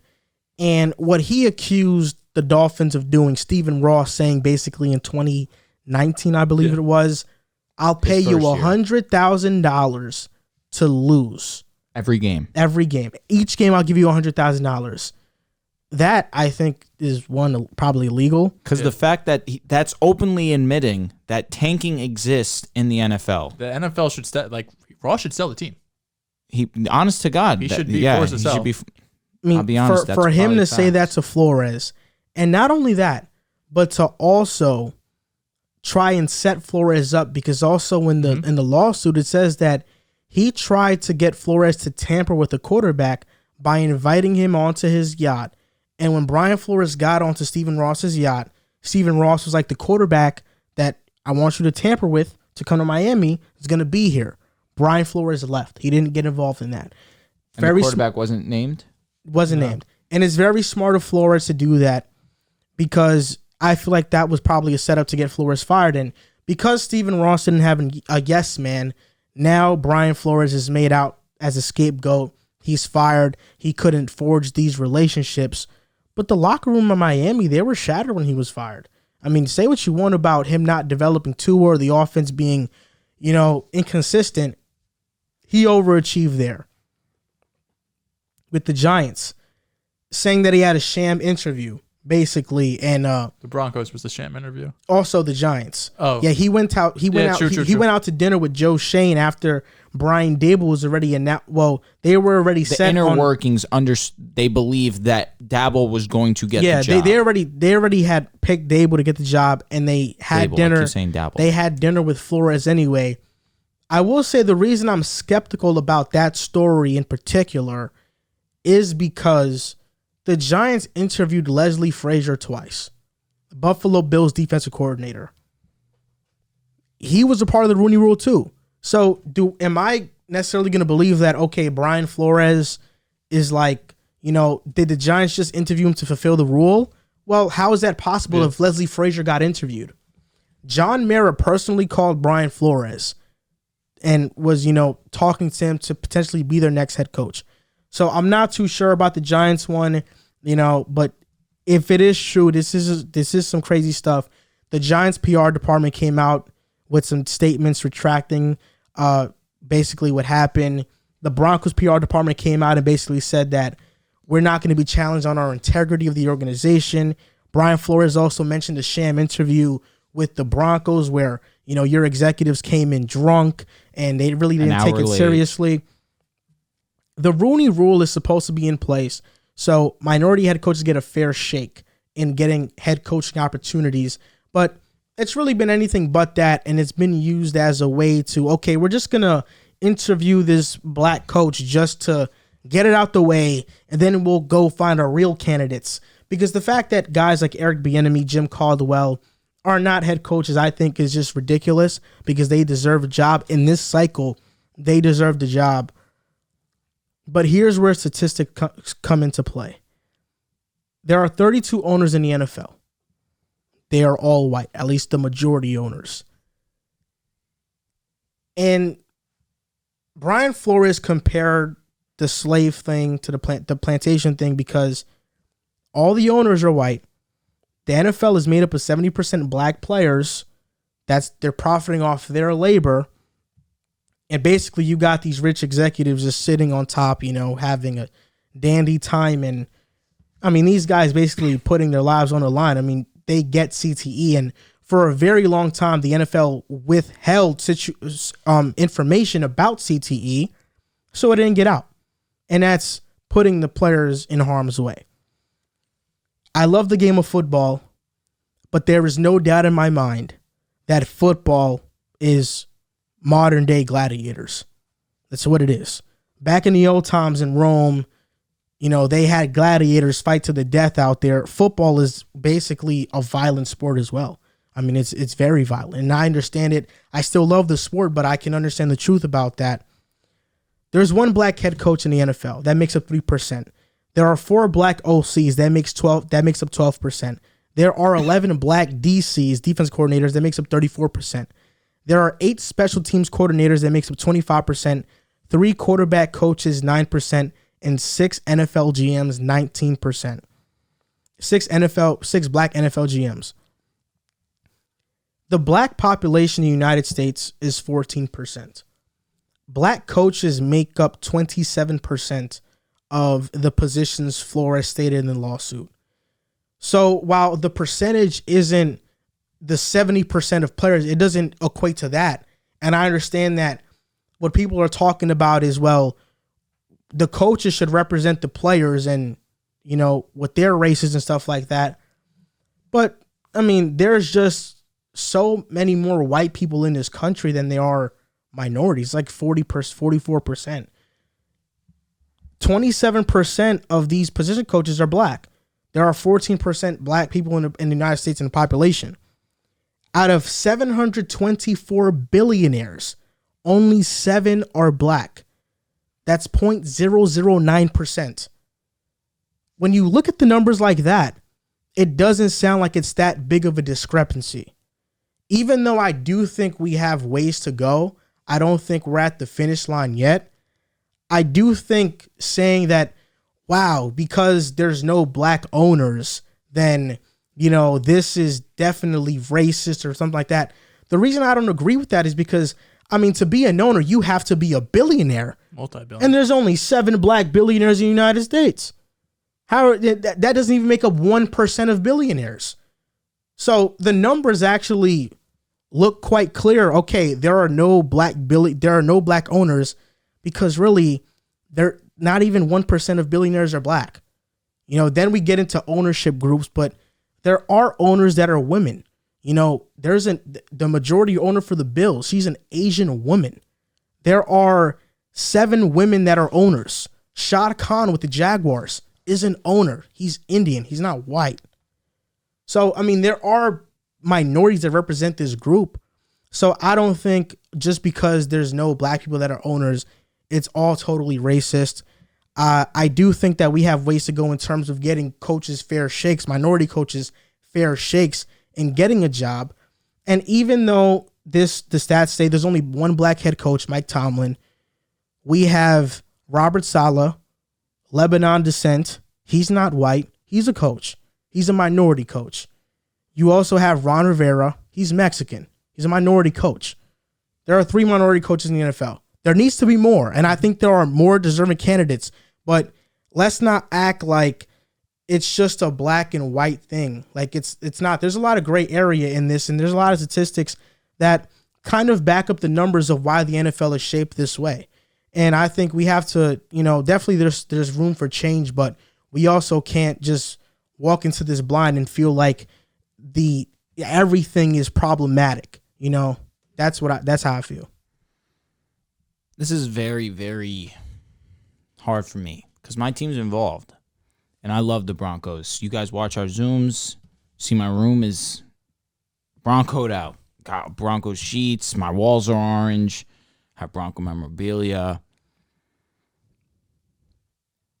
And this is the second time now that my team has been in some type of controversy revolving around racism or some type of racist activity. The first time Colin Kaepernick, we're interested prior to the 2016 season. We want to trade for him. Colin Kaepernick doesn't want to take a pay cut. He doesn't end up playing with us. He plays relatively well that 2016 season. Now, San Fran said that they were going to cut him regardless, whether he opted in or out. Regardless of that fact, they were going to cut him. But that was during that season that he started his kneeling protest. And even with all that going on, he still played great football. He didn't allow the outside noise of people constantly screaming and yelling at him to stand for the anthem. He stuck to his beliefs. He played solid football. He did his job. He kept both of those separate from one another. Where he was a football player, he was also a social activist. Now all that goes on. Broncos suddenly aren't interested in him in the offseason. We decided to draft Paxton Lynch. We decided to bring in Case Keenum. We decided to bring in Joe Flacco. We don't give someone like a Colin Kaepernick who has shown the ability to go to a Super Bowl, go to an NFC Championship game, showed in his last season in San Francisco that he's more than capable of being a starting quarterback. John Elway goes and says that we gave him a chance. He didn't want to be with us. It's a cop-out way of essentially saying we don't want the burden of bringing this guy who's become such a globally accepted, globally just looked at globally more than what he is on the football field for what he did on the sideline of the football field. Because it was affecting the money in these owners' pockets. They wouldn't let Colin Kaepernick suit up again. Now here we are again, 2019. We're interviewing Brian Flores for a job, and the guys are supposedly, according to Brian Flores, this is all alleged again, so I don't want to jump to conclusions. However, 1 time is already bad enough. Now 2 times is getting inexcusable. Shows up to the meeting an hour late, accusing the people in the meeting to be drunk, not taking the interview seriously, and Vic Fangio ends up getting hired. Now, in this situation, Vic Fangio is a great coach, but he is a white coach. Then these text messages between Bill Belichick and Brian Flores get released, and it's Bill Belichick. Who knows if these are texts that are in a lawsuit? I'm assuming they're real. It's a screenshot. It's 2022. Technology is different nowadays.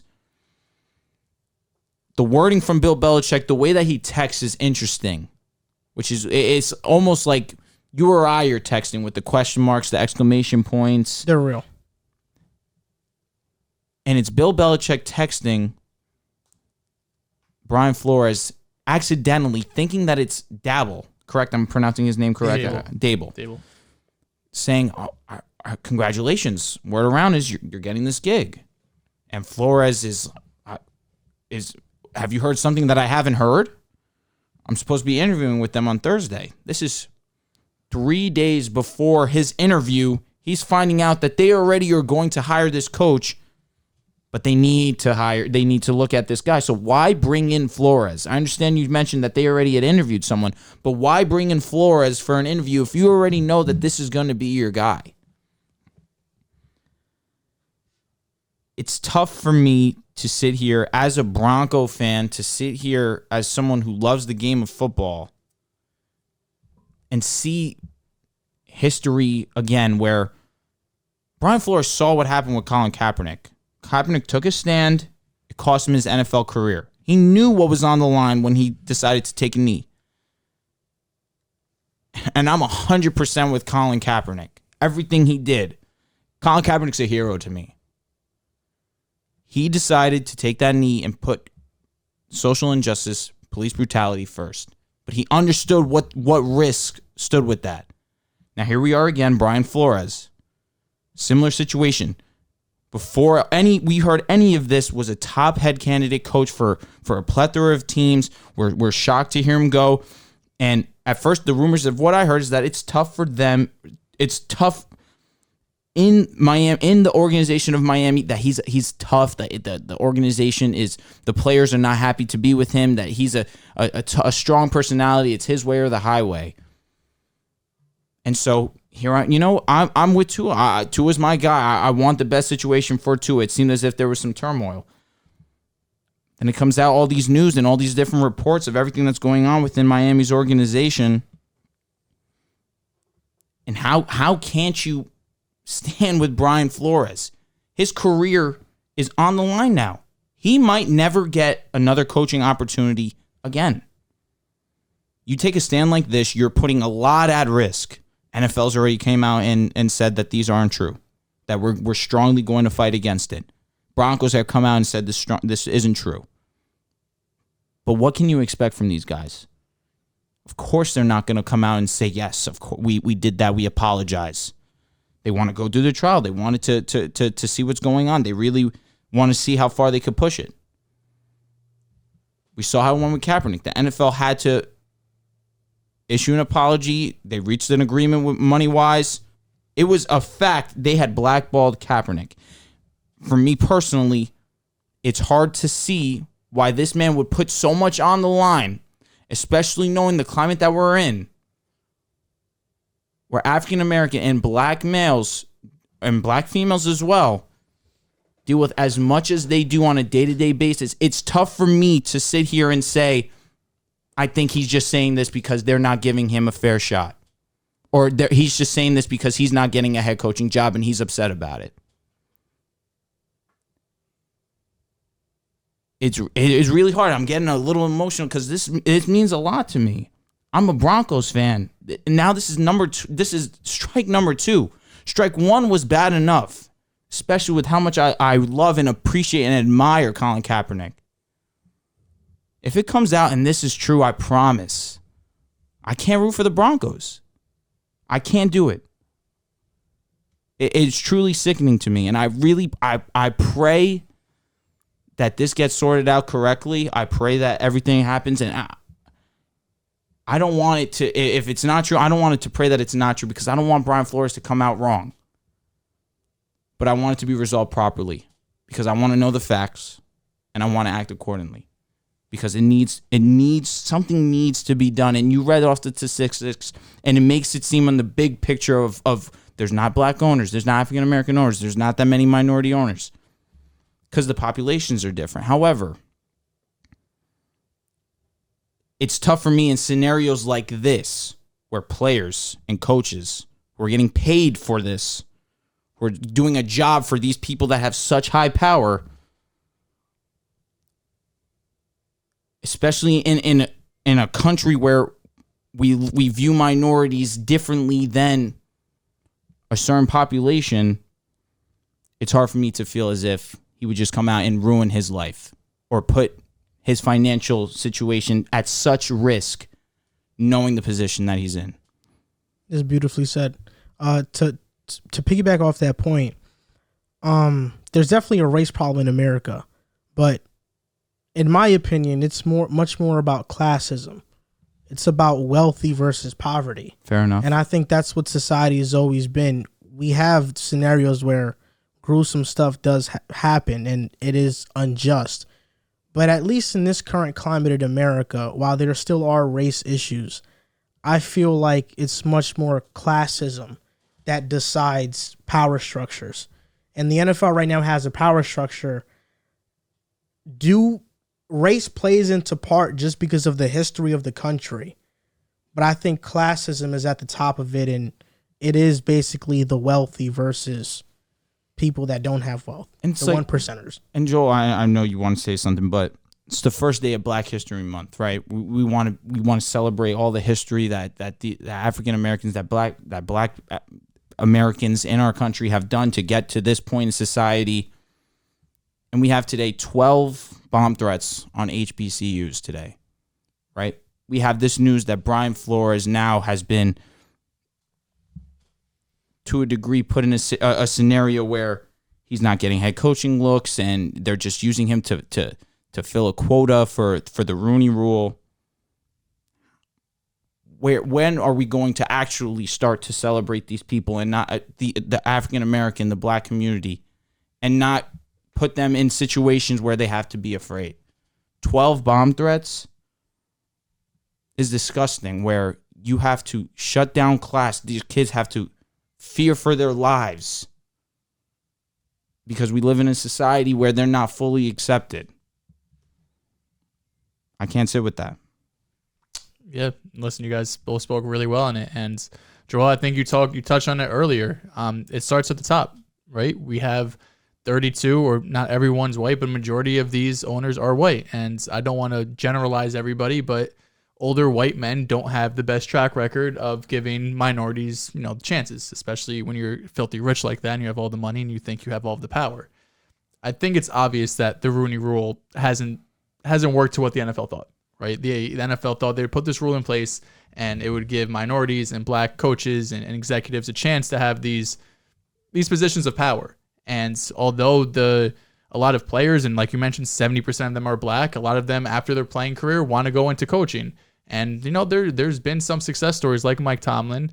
And, we've seen in the past with guys like Todd Bowles, who's gotten head coaching positions, and Ron Rivera, but they are few and far between, right? For the most part, even look at this head coaching cycle. You have Jim Harbaugh rumored to be in Minnesota, McDaniels go to the Raiders, Daboll go to the Giants. You have all of these white coaches, and we look at a guy like Eric Bieniemy, who's, we've beaten this to a dead horse at this point, right? It's year after year after year. Why isn't he getting a head coach? And you don't want to sit here and think it's because he's black, right? That's not the first thing you want to come to your mind. But when you look at what he's done for the Chiefs and year after year, and a lot of this stuff we talk about in here is sports, right? And it's at the end of the day, in the grand scheme of things, it's not that important. But stuff like this, when you're impacting people's livelihoods and impacting their families, and you bring everything into it, is a lot more important.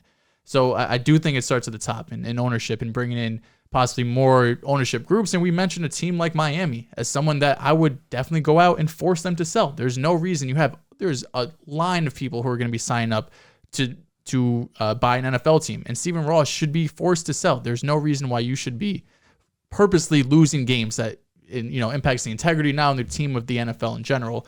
And I hope it's not true. And it's hard to go through all of this because it is a lawsuit. A lot of it's he say, she say. A lot of it is the people in the room know what happened. Not everyone else did. And now none of us are lawyers, so I'm not going to say I read through it. I understood most of it. But there's going to be a lot, and it's going to go over year after year. And the sad part about it is it's the NFL. They have the most money and basically any organization in the world. And at the end of the day, Brian Flores is probably going to have to settle because the NFL is just going to go add him. And we saw the same thing with Kaepernick, who eventually, I believe, he settled. Am I incorrect? Right? They settled, where you just have these huge organizations and structured that have all the power, all the money, all the lawyers. And you have Brian Flores, who one of the most courageous thing you could do, you're putting your family on the line, your livelihood. This is what you've done your entire life.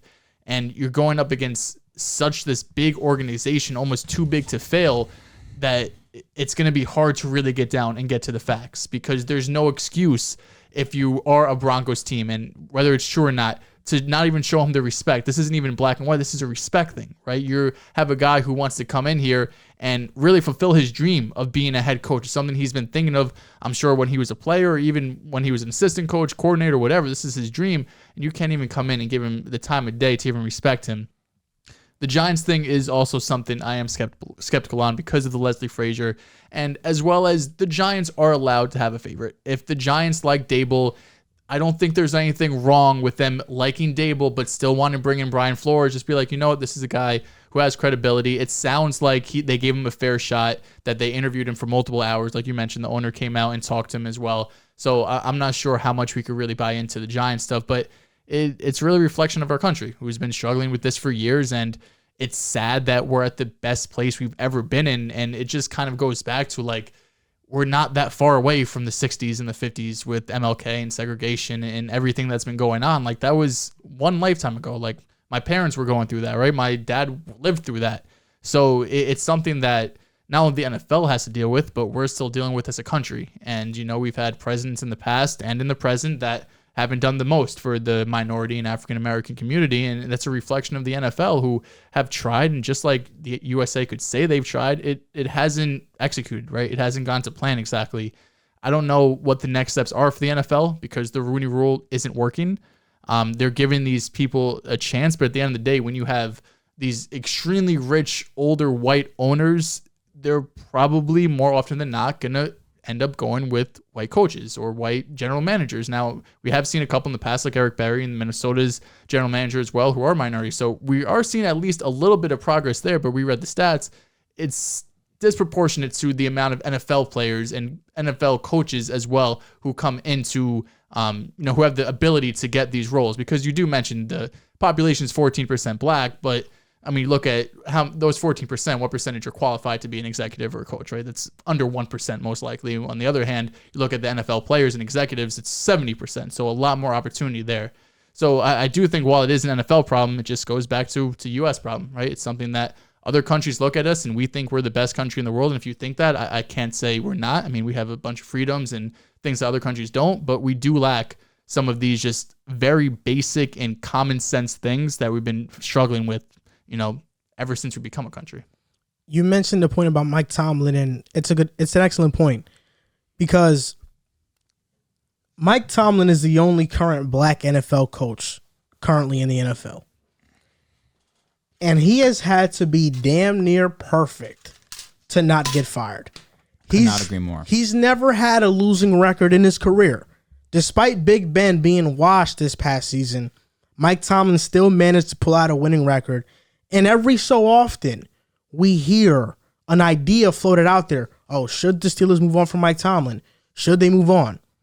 It just goes to show you that you can be as perfect as Mike Tomlin and still not be good enough. Because if you're a black coach, you have to be 5 times, 10 times better than a white counterpart.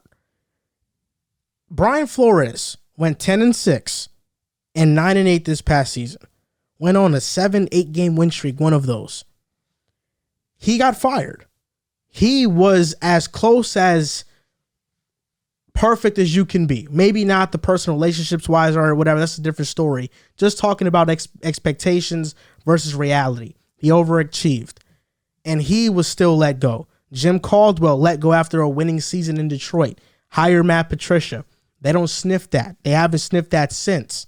So it just goes to show how much more your results have to show themselves if you're a black coach versus a white coach. And we talk about Pep Hamilton. I talk about him a lot. Was Joe Judge more qualified than Pep Hamilton to be a head coach? He wasn't, but he was the coach for the Giants. So this is a tricky situation. A lot needs to be done. This was a bombshell that was dropped on the first day of Black History Month. And it's a touchy topic because I understand the emotional implications of it, but also I feel like when we get over emotional about these things, we forget about the statistics of these things, which are very important. Because while there are 70% of NFL players are black, and that should correlate, I guess, in the coaches somehow, there are a lot of people that don't play football that are very smart about football. Kyle Shanahan He's never played football. He's one of the most innovative offensive minds that we've ever seen. Well, he's never played football in the NFL. I mean, he played in college. So what I'm trying to ask is what's the appropriate number to where we say, okay, that's much more like it.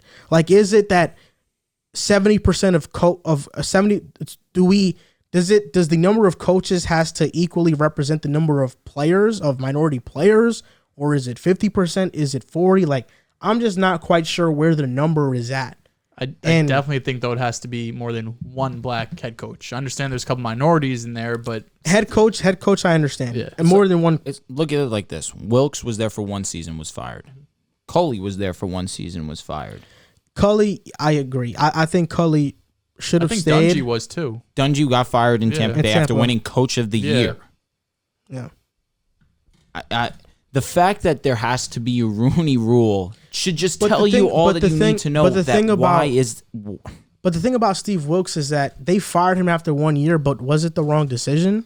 No. They got Cliff Kingsbury. I get it, but I get that, but then the room for error is just I agree with you. Leaps and bounds smaller. That's where I get into situations though, because we just saw not too long ago Freddie Kitchens being fired after 1 year with the Browns.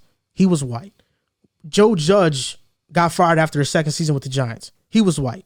And they almost gave him a third. But inevitably, this was the result. So it's like Vic Fangio just led your Broncos to a top 3 defense in the NFL. He got fired, for a white counterpart, that be it, but offensive minded. So that's where I get into situations because, we throw these names out there like Steve Wilkes, but like, did Arizona make the wrong decision?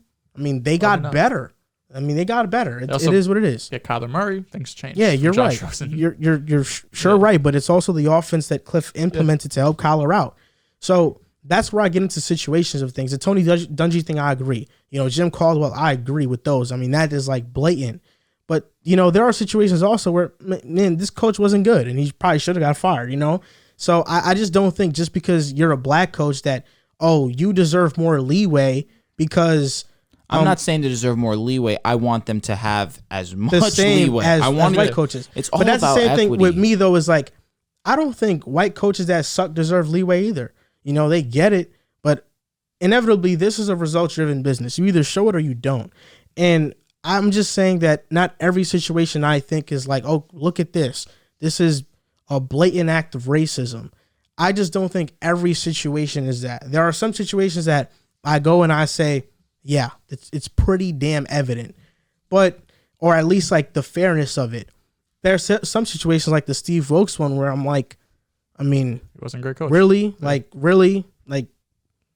He wasn't good. Arizona looked like a shell of themselves. We've seen rosters with less talent than what Steve Wilkes have show more heart out there. We saw Jets teams that won 4 games still play for Todd Bowles. Arizona that year, I watched them. They were flat the entire year. We've seen Brian Flores tank for 2 a season, still managed to win 5 games. So maybe still Steve Wilkes just wasn't a good coach. So that's why I don't think every scenario is that. Yeah. But there's definitely more rules that have to be put in place for the fairness of minority coaches to get a better shot. And Brian Flores in the lawsuit, that's what he wants the NFL to give. He wants there to be more ownership stake for like minorities to get some ownership stake in the teams, and he wants to make the process to be a little bit more fairer. So at the end of the day, it's a very courageous act of him. For sure. No doubt. And what he's doing is I'd even say borderline revolutionary. He's a guy who other people are going to follow in his footsteps because of what he's done. Same way we look at other heroes that have stood up to an unjust system. That's how we're going to look at Brian Flores, and hopefully things turn out for the better and this creates real change because it's needed in the NFL. I do think it's good that we are seeing more younger hires. These, Zach Taylor and Sean McVay, 38 and 36, and the GM, Brian Poles, is in his 30s or 40s. I do think it's better that we're getting away from the typical, look at 10 years ago, all the coaches are 50, 60 years old. I do think it's at least a better step because I feel like that generation is at least one generation removed from like being in the middle of real segregation that it was. And like we grew up in a very diverse community in high school, right? So it's different for us. It seems so like obvious and so crystal clear. But you go to some cities down south or in the Midwest, like they still think like black people are second tier, or you know what I'm saying? Like I don't want to generalize, but there's people out there that still believe it who are our age. That just seems ridiculous. I'll just say that we grew up in a fortunate circumstance where Hackensack, our city, is a very diverse city. Where if you go you go to other cities, I mean, just even in our state, we go over to Paramus. I mean, how diverse is it there? It's not. Yeah, you know, so there are towns still in Jersey where it's not diverse. So we've grown up in a very diverse place, so we don't have that mindset. Yeah. But there are definitely still places that do have it. When I actually went down to Florida, I'm sure my dad wouldn't be happy that I'm sharing this story, but we were in Florida. My brother was with my pops while we were actually recording the podcast while I was over down there in Miami, and apparently some homeless man came up to him and he was asking him to help him out. My dad gave him a few dollars, but he wanted him to like help him move something. And the guy just started getting really hostile with my dad. He says something along the lines of, it wasn't an issue when they let you into our country. What is going to... It was a white guy, I'm assuming, the homeless guy? It was. But it just goes to show you, it's like we live in an area where I'm very grateful, I'm blessed that we live in a area that I'm proud to live in. Mm-hmm. Where you could take a trip down south and it's just completely different story. Yeah, we are fortunate where we grew up in, for sure. It's terrible. That's why this really just sits so differently with me, because enough's enough. It's been hundreds and hundreds of years. Yeah, even in saying that, it's all about progression. For sure. No doubt. We got to move forward together as a society. I will say this. The NFL, although it took longer than expected, I mean, I remember 10 years ago, black quarterbacks wasn't a normal thing. Maybe one starter, you know. Yeah. Jamarcus Russell did a lot to ruin the perception of it. But Cam Newton, I mean, there was a lot of racist remarks around him coming out of the draft. Yep. And we've seen it translate over to Lamar, too, when he came out of the draft talking about he should translate to wide receiver, running back, one of those two. So we are not too far removed from the NFL being all white quarterbacks for the most part. You know, Tony Romo was like Spanish, like half Spanish. And that was back when, like, Washington, their first championship was with a black quarterback, Doug Williams. Mm-hmm. You know, now in the NFL, look at the top quarterbacks: Kyler, Deshaun, Mahomes, Lamar. I mean, Dak, Jalen Hurts. Like, now it's becoming much more of a normal thing that we're seeing black quarterbacks and minority quarterbacks in the NFL. It wasn't like that 10 years ago. I remember it vividly. So maybe 10 years from now, we're looking at it and we're looking at head coaches and the hires and how that's much different. Because like you said, you know, we haven't fully lived past the 60s era. Yeah. I mean, that's 60 years ago. So we haven't fully moved past there. And I believe that over time we progress as society. And, you know, same thing with, 10 years ago, there were slurs being said freely 10 years ago that aren't said now. For sure. You get canceled for them now. So we have made progression in society. And I think over time history does repeat itself in a way that we do progress. And then there's going to be a new problem and we progress past that. There's going to be a new one. We progress past that, you know, and I just think that's how it goes. Yeah. Just everything seems like a lifetime ago when you look up, like, when you learn history in school, like we're in our 20s, right? That seems like a lifetime ago when you learn that when you're 10 years old, and then you grow up and you're like, oh, that was 50 years ago. You know, that's not that far away. You know, 50 years from now, we're still going to be alive. We'll be in our 60s or 70s, you know, like it's in the rear view, but it's not far back. The Raiders hired Josh McDaniels to be their new head coach, and it was a package deal. The Raiders hired Dave Ziegler as their GM, who was the Patriots director of player personnel, then hired Josh McDaniels as their head coach.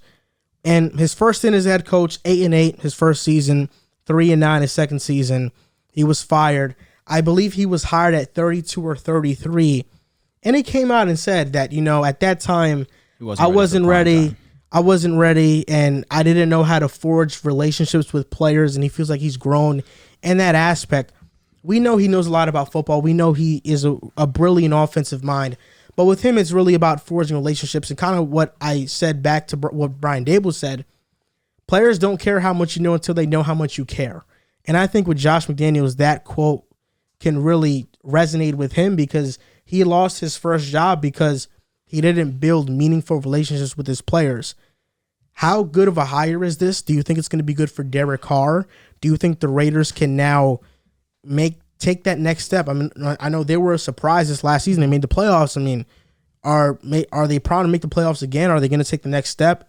How good of a hire was this? Yeah, 2021 and 2022 was quite the year if you're a Raiders fan, right? I don't think a lot of people were expecting this offseason to be a new GM and new head coach, but I mean, go back to the race thing. John Gruden got tied up in some stuff that forces you to obviously fire him and no longer part of the team.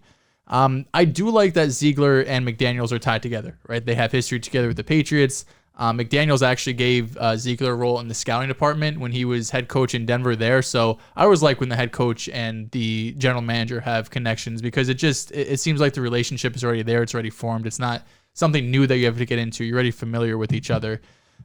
He mentioned as well in the press conference, his first 2 years in Denver, got fired in the second season, wasn't great, went 11-17. He was responsible for some personnel as well. The Kyle Orton for Jay Cutler trade wasn't great. Trading away Brandon Marshall, Tebow in the first round. He made some mistakes that you look back on it. Kyle was solid. Yeah, but Jay Cutler was definitely better. Not leaps and bounds. He was better. He was definitely better. He was better, but he wasn't fit for the team. Regardless, I think he made some personnel choices that weren't in the best suit for the Broncos, and it does sound like Ziegler's going to have the final say there as well. They're going to work collaboratively as well. Collaboratively, wow, that fucked me up. They're going to work together for sure. But they're also, McDaniels will have the final say like he did in Denver back in 2011. It's hard to believe, or at least I have to see it before I believe it in terms of the whole building relationship things, because I know he was really young when he first got the job in Denver, and the Patriots, the Belichick coaching tree doesn't have the best history in terms of, having successful head coaches, guys being able to build a relationship with players. In 27 seasons, Patriots coaches have won 41% of their games in 5 playoff appearances. So they don't have the best history, but I think more than anything from this Raiders team, I'm not worried about Derek Carr. I've seen him succeed with Jack Del Rio. I've seen him succeed with Gruden. Carr's nice. I don't think McDaniels comes in and makes a drastic change. I think if the Raiders do get a drastic change, it's going to be the personnel side. I think it would be great upgrading the offense and the defense respectively, because Carr's already a franchise guy. I think it'd be foolish for them to trade him. If you do trade him, you got to trade everybody and just blow it all up, because it makes no sense getting off him and then trying to retool this team.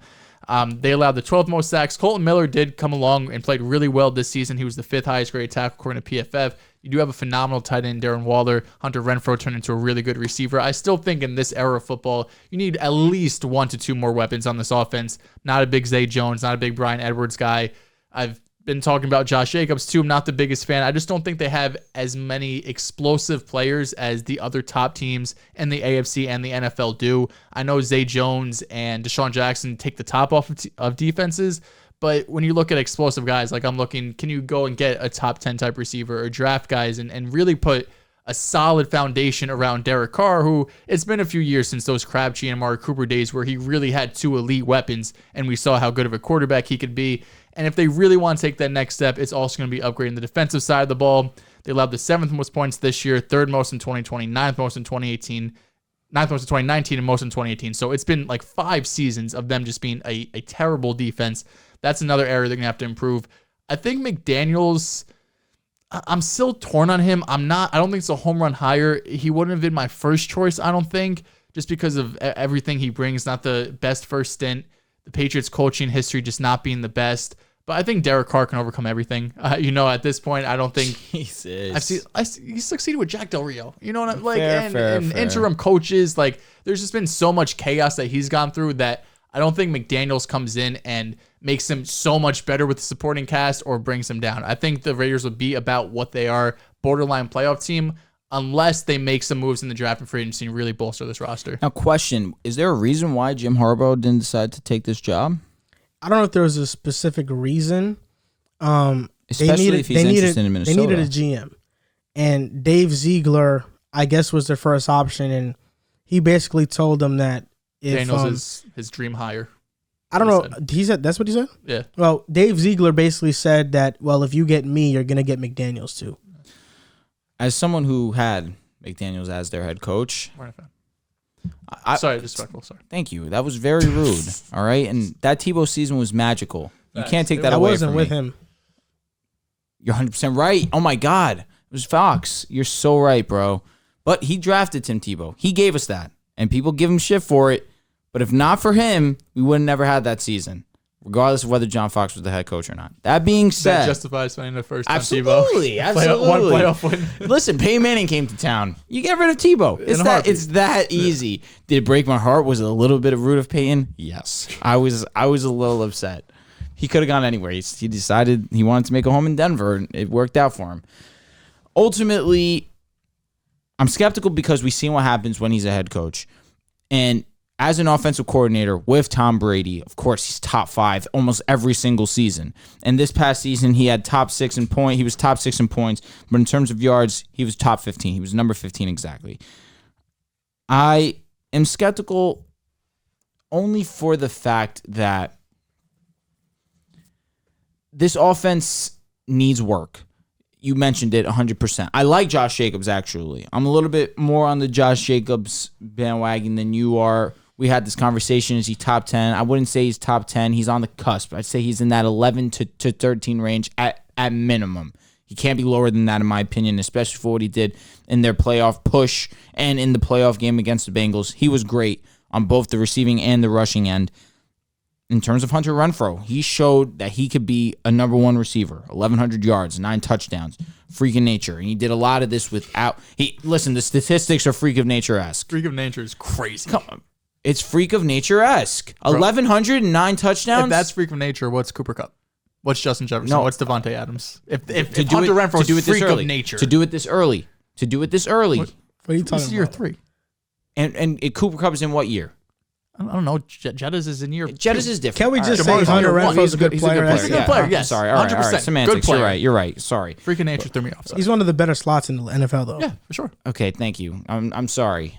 Put me in jail for saying freak of nature when this guy had an unbelievable statistical season and was not the number 1 receiver until week 5, week 6? I think that's reserved for a very small category, freak of nature. Okay, and I agree. That was very loosely used. Freak of nature, the first thing that comes to mind is like Calvin Johnson. Listen, man, I'm agreeing. Okay, You're right. Anywho. All right. But for his body type, for him to do what he's done, that's freak of nature-esque. It's impressive. And this is with Darren Waller missing a good amount of time, and that's upsetting. We saw what happened with Ruggs. They need to get him another piece. Yeah, they need to get him maybe 1 to 2. I think 1 for sure. I like Renfrow. I like Darren Waller. You get him 1 more on the outside, then we could really talk offensively. They need to address the offensive line. You can't have Derek Carr running for his life. The fact that they traded away 3 pieces and cut one of them before the season started was a red flag for me and why I was so low on the Raiders as a whole. I think McDaniels has to do a good job of building rapport with Derek Carr. If they're going to decide to move on with Derek Carr, I feel like that's essential to the relationship, especially given the fact that Derek Carr backpacked them this season. He put them in this position to be successful. And that's without a doubt. I think he can run an offense. My worry is running a team. Mm-hmm. And defensively, that's where you clearly just read out they need their most help. And unless they're addressing that in the offseason and unless they're willing to open their pockets to pay some players to come play for them, they need to find a way to figure that out more so than addressing the offense because Derek Carr is going to have them afloat regardless. Defensively is where the struggle happens, and that is not McDaniel's strong point. He's going to have to put that in the hands of someone else, put that in the hands of the GM to figure out. But I'm skeptical because he showed me on Denver he was not the guy. But as an offensive coordinator, he's shown that he could be very effective. This is a wait and see for me. I'm with you. But I'm leaning towards it was a good hire. You know, say what you want about his time in Denver. I think he's openly admitted that he failed. Yeah. And I think the first step in growth is admitting that you got a problem. And he said he got a problem that he can't connect with players now. For a 32-year-old man, now 44, right? Maybe like 43, 44. it's hard for me to believe that you've changed that much as a person that now you're the most outgoing guy. Hey, yo, Derek Carr, man, how's your fam? How's your this?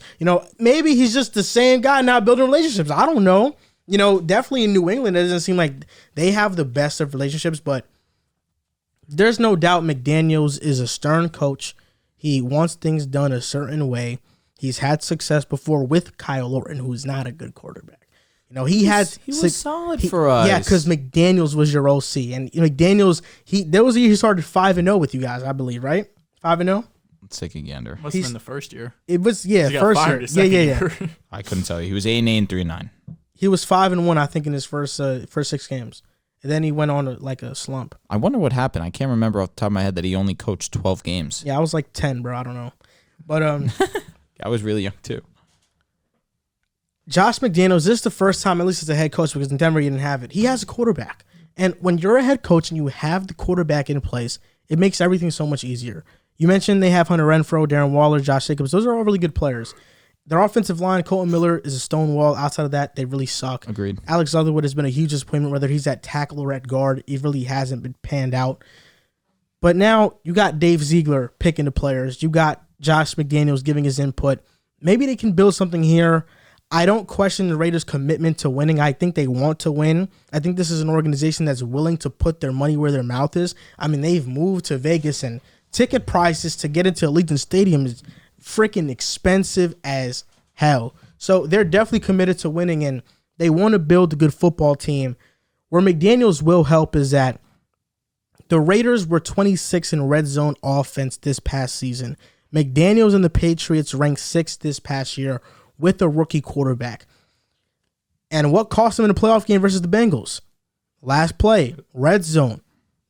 I mean, what play? That wasn't even a great play. Maybe McDaniels, maybe he calls the play good enough to get Derek Carr into the end zone, and now they walk off with a game-winning touchdown. Maybe that happens. I think this was a good hire. It is a wait and see. I'm not overly ecstatic about it because you do have the Broncos and the Chiefs and the Chargers in the division, which is always tough. It's going to be tough for sure. But, I mean, you have the quarterback in place, and that's the most important thing when you get a new job. No doubt about it. Look at the Broncos. We haven't had a quarterback. We've struggled. They've had Derek Carr. They've at least been mediocre for however many years that they've had him. Mm-hmm. It's about getting the guy, and they have it. 2 teams that have their quarterback are the Cincinnati Bengals, Joe Burrow, and the LA Chargers and Justin Herbert. Now, these 2 quarterbacks will always be tied to one another because they were drafted in the same draft class. Burrow, the 1st pick. Herbert, the 6th pick. Should have been the 5th pick, but neither here or there. Should have been the 1st pick. Okay. Justin Herbert versus Joe Burrow. We're revisiting this debate. Who are you taking? Joe Shiesty, Joe Burr, Joe Burr, Jay Herbo, Justin Herbert. Let me hear you, bro. Joey Franchise. Who are you taking? I mean, you made a very bold statement just now. So you said you basically said Herbert won. So you're going with Herbert. So are you taking Herbert, Drew? Now, I am taking Justin Herbert. I feel the difference between the two is Herbert has the better arm. He can make the big plays like Joe Burrow can. With his legs, he can make things happen with his legs. He's very mobile in the pocket. He just has a cannon attached to his arm. Take it easy there, kid. Sorry, I wasn't expecting it attached to his arm. Right? It was cannon. Jesus Christ. That being said, this guy's arm is special. Wins games with his arm. Put them in a position, week 18 against the Raiders, with no time left on the clock, threw an absolute perfect ball that looked like it was thrown at 100 miles an hour to Mike Williams. Perfect ball placement, perfect throw with the supreme velocity. I don't know if Joe Burrow can make that throw. Now, Joe Burrow, like we said earlier in the show, is extremely poised in the pocket. And his big playability with his legs are what puts the Bengals in position to win games. He wins games. And I love to give credit for wins, no doubt. Especially when you're taking your team to potentially a Super Bowl. You could win the Super Bowl. That's a strong possibility. I just look at Herbert, and he has everything I want in a quarterback. Reads the game very well. Does turn the ball over from time to time, but it's because of his confidence within his arm, and I've said it. I want confidence in a quarterback. I don't want a quarterback that thinks, oh, man, I shouldn't make this throw. But again, Joe Burrow, I'll give him that one. He definitely does not fear anything. He's not any less confident than what Herbert is. But Herbert can make more throws than what Burrow can, and I feel like that's the only difference for me. Statistically this year, Herbert clears basically every single stat aside from completion percentage. But that also stems from Joe Burrow's pocket collapsing and him needing to hit the quick check down. And that's not discrediting him. Think? No, what? There's been a lot easy before you say that to me. Before you say that to me, you're not getting away we with watch a lot of film. How many times did they hit Uzama on a 5-yard curl? How many times? While the pressure's collapsing, how many times? If I'm not mistaken, Joe Burrow has the most 20-plus yards play in the NFL this season. He does. Really? And he also has arguably the best deep threat wide receiver in the game. Okay. Arguably. Right. Yeah. I mean, he's got two great. Without a doubt. T. Higgins, who's unbelievable in his own right, and Jamar Chase, who Herbert got some weapons too, though. Are they together, T. Higgins and Jamar Chase? Absolutely no chance. Mike Williams and Keenan Allen and Austin Eckler are closer to Jamar, Higgins, and Mixon than that Bengals offensive line is to that Chargers offensive line. My point is about the completion that Chargers percentage. offensive line is top 10. My point is about the completion percentage. Okay, but I'm just saying, we're just talking about weapons right now. Oh, but weapons right now, it's the offensive line, fine. But we're talking about T. Higgins and Jamar Chase with also Tyler Boyd, who gets left out of these conversations pretty often. A solid option. And Joe Mixon, who's just top 5 statistically and everything. So, weapons-wise, I lean the Bengals without a doubt of mine. Okay, but then offensive line, mention that. I'm with you. Come on. Herbert definitely has the better offensive line. But, again, Herbert still can do the similar things with his legs that Burrow can. And he has a better arm. You're trying to make up. No. You're trying to make up. I'm not. You know what? I'm not. Uh-oh. What's he doing here? There we go. He's making up. Why I can't put Burrow over Herbert, even though Burrow is a game away from bringing home a ring, is that I just think that Herbert's more talented than he is. I'll go because you just said a lot of interesting stuff. First of all, he's righting his wrongs. I'm not trying to make up anything. I was wrong about the Bengals. Who wasn't? Yeah. Let's be honest. But Joe Burrow, the rookie seasons, I had this debate with Jack. He was right here. And I thought Justin Herbert was having the better rookie season. There's no doubt. At the time, that's what I thought. Justin Herbert is flat out phenomenal. But I've been a big Burrow fan. I have his LSU card. You want to know when I bought it? The day of the draft. Tough. Before. Because I said, this guy, this going to be worth $1 million one day. I see that. That's Joe Shiesty LSU rookie card. That card goes absolutely crazy. Joe Burrow is my guy. He's Joey franchise. I will say this.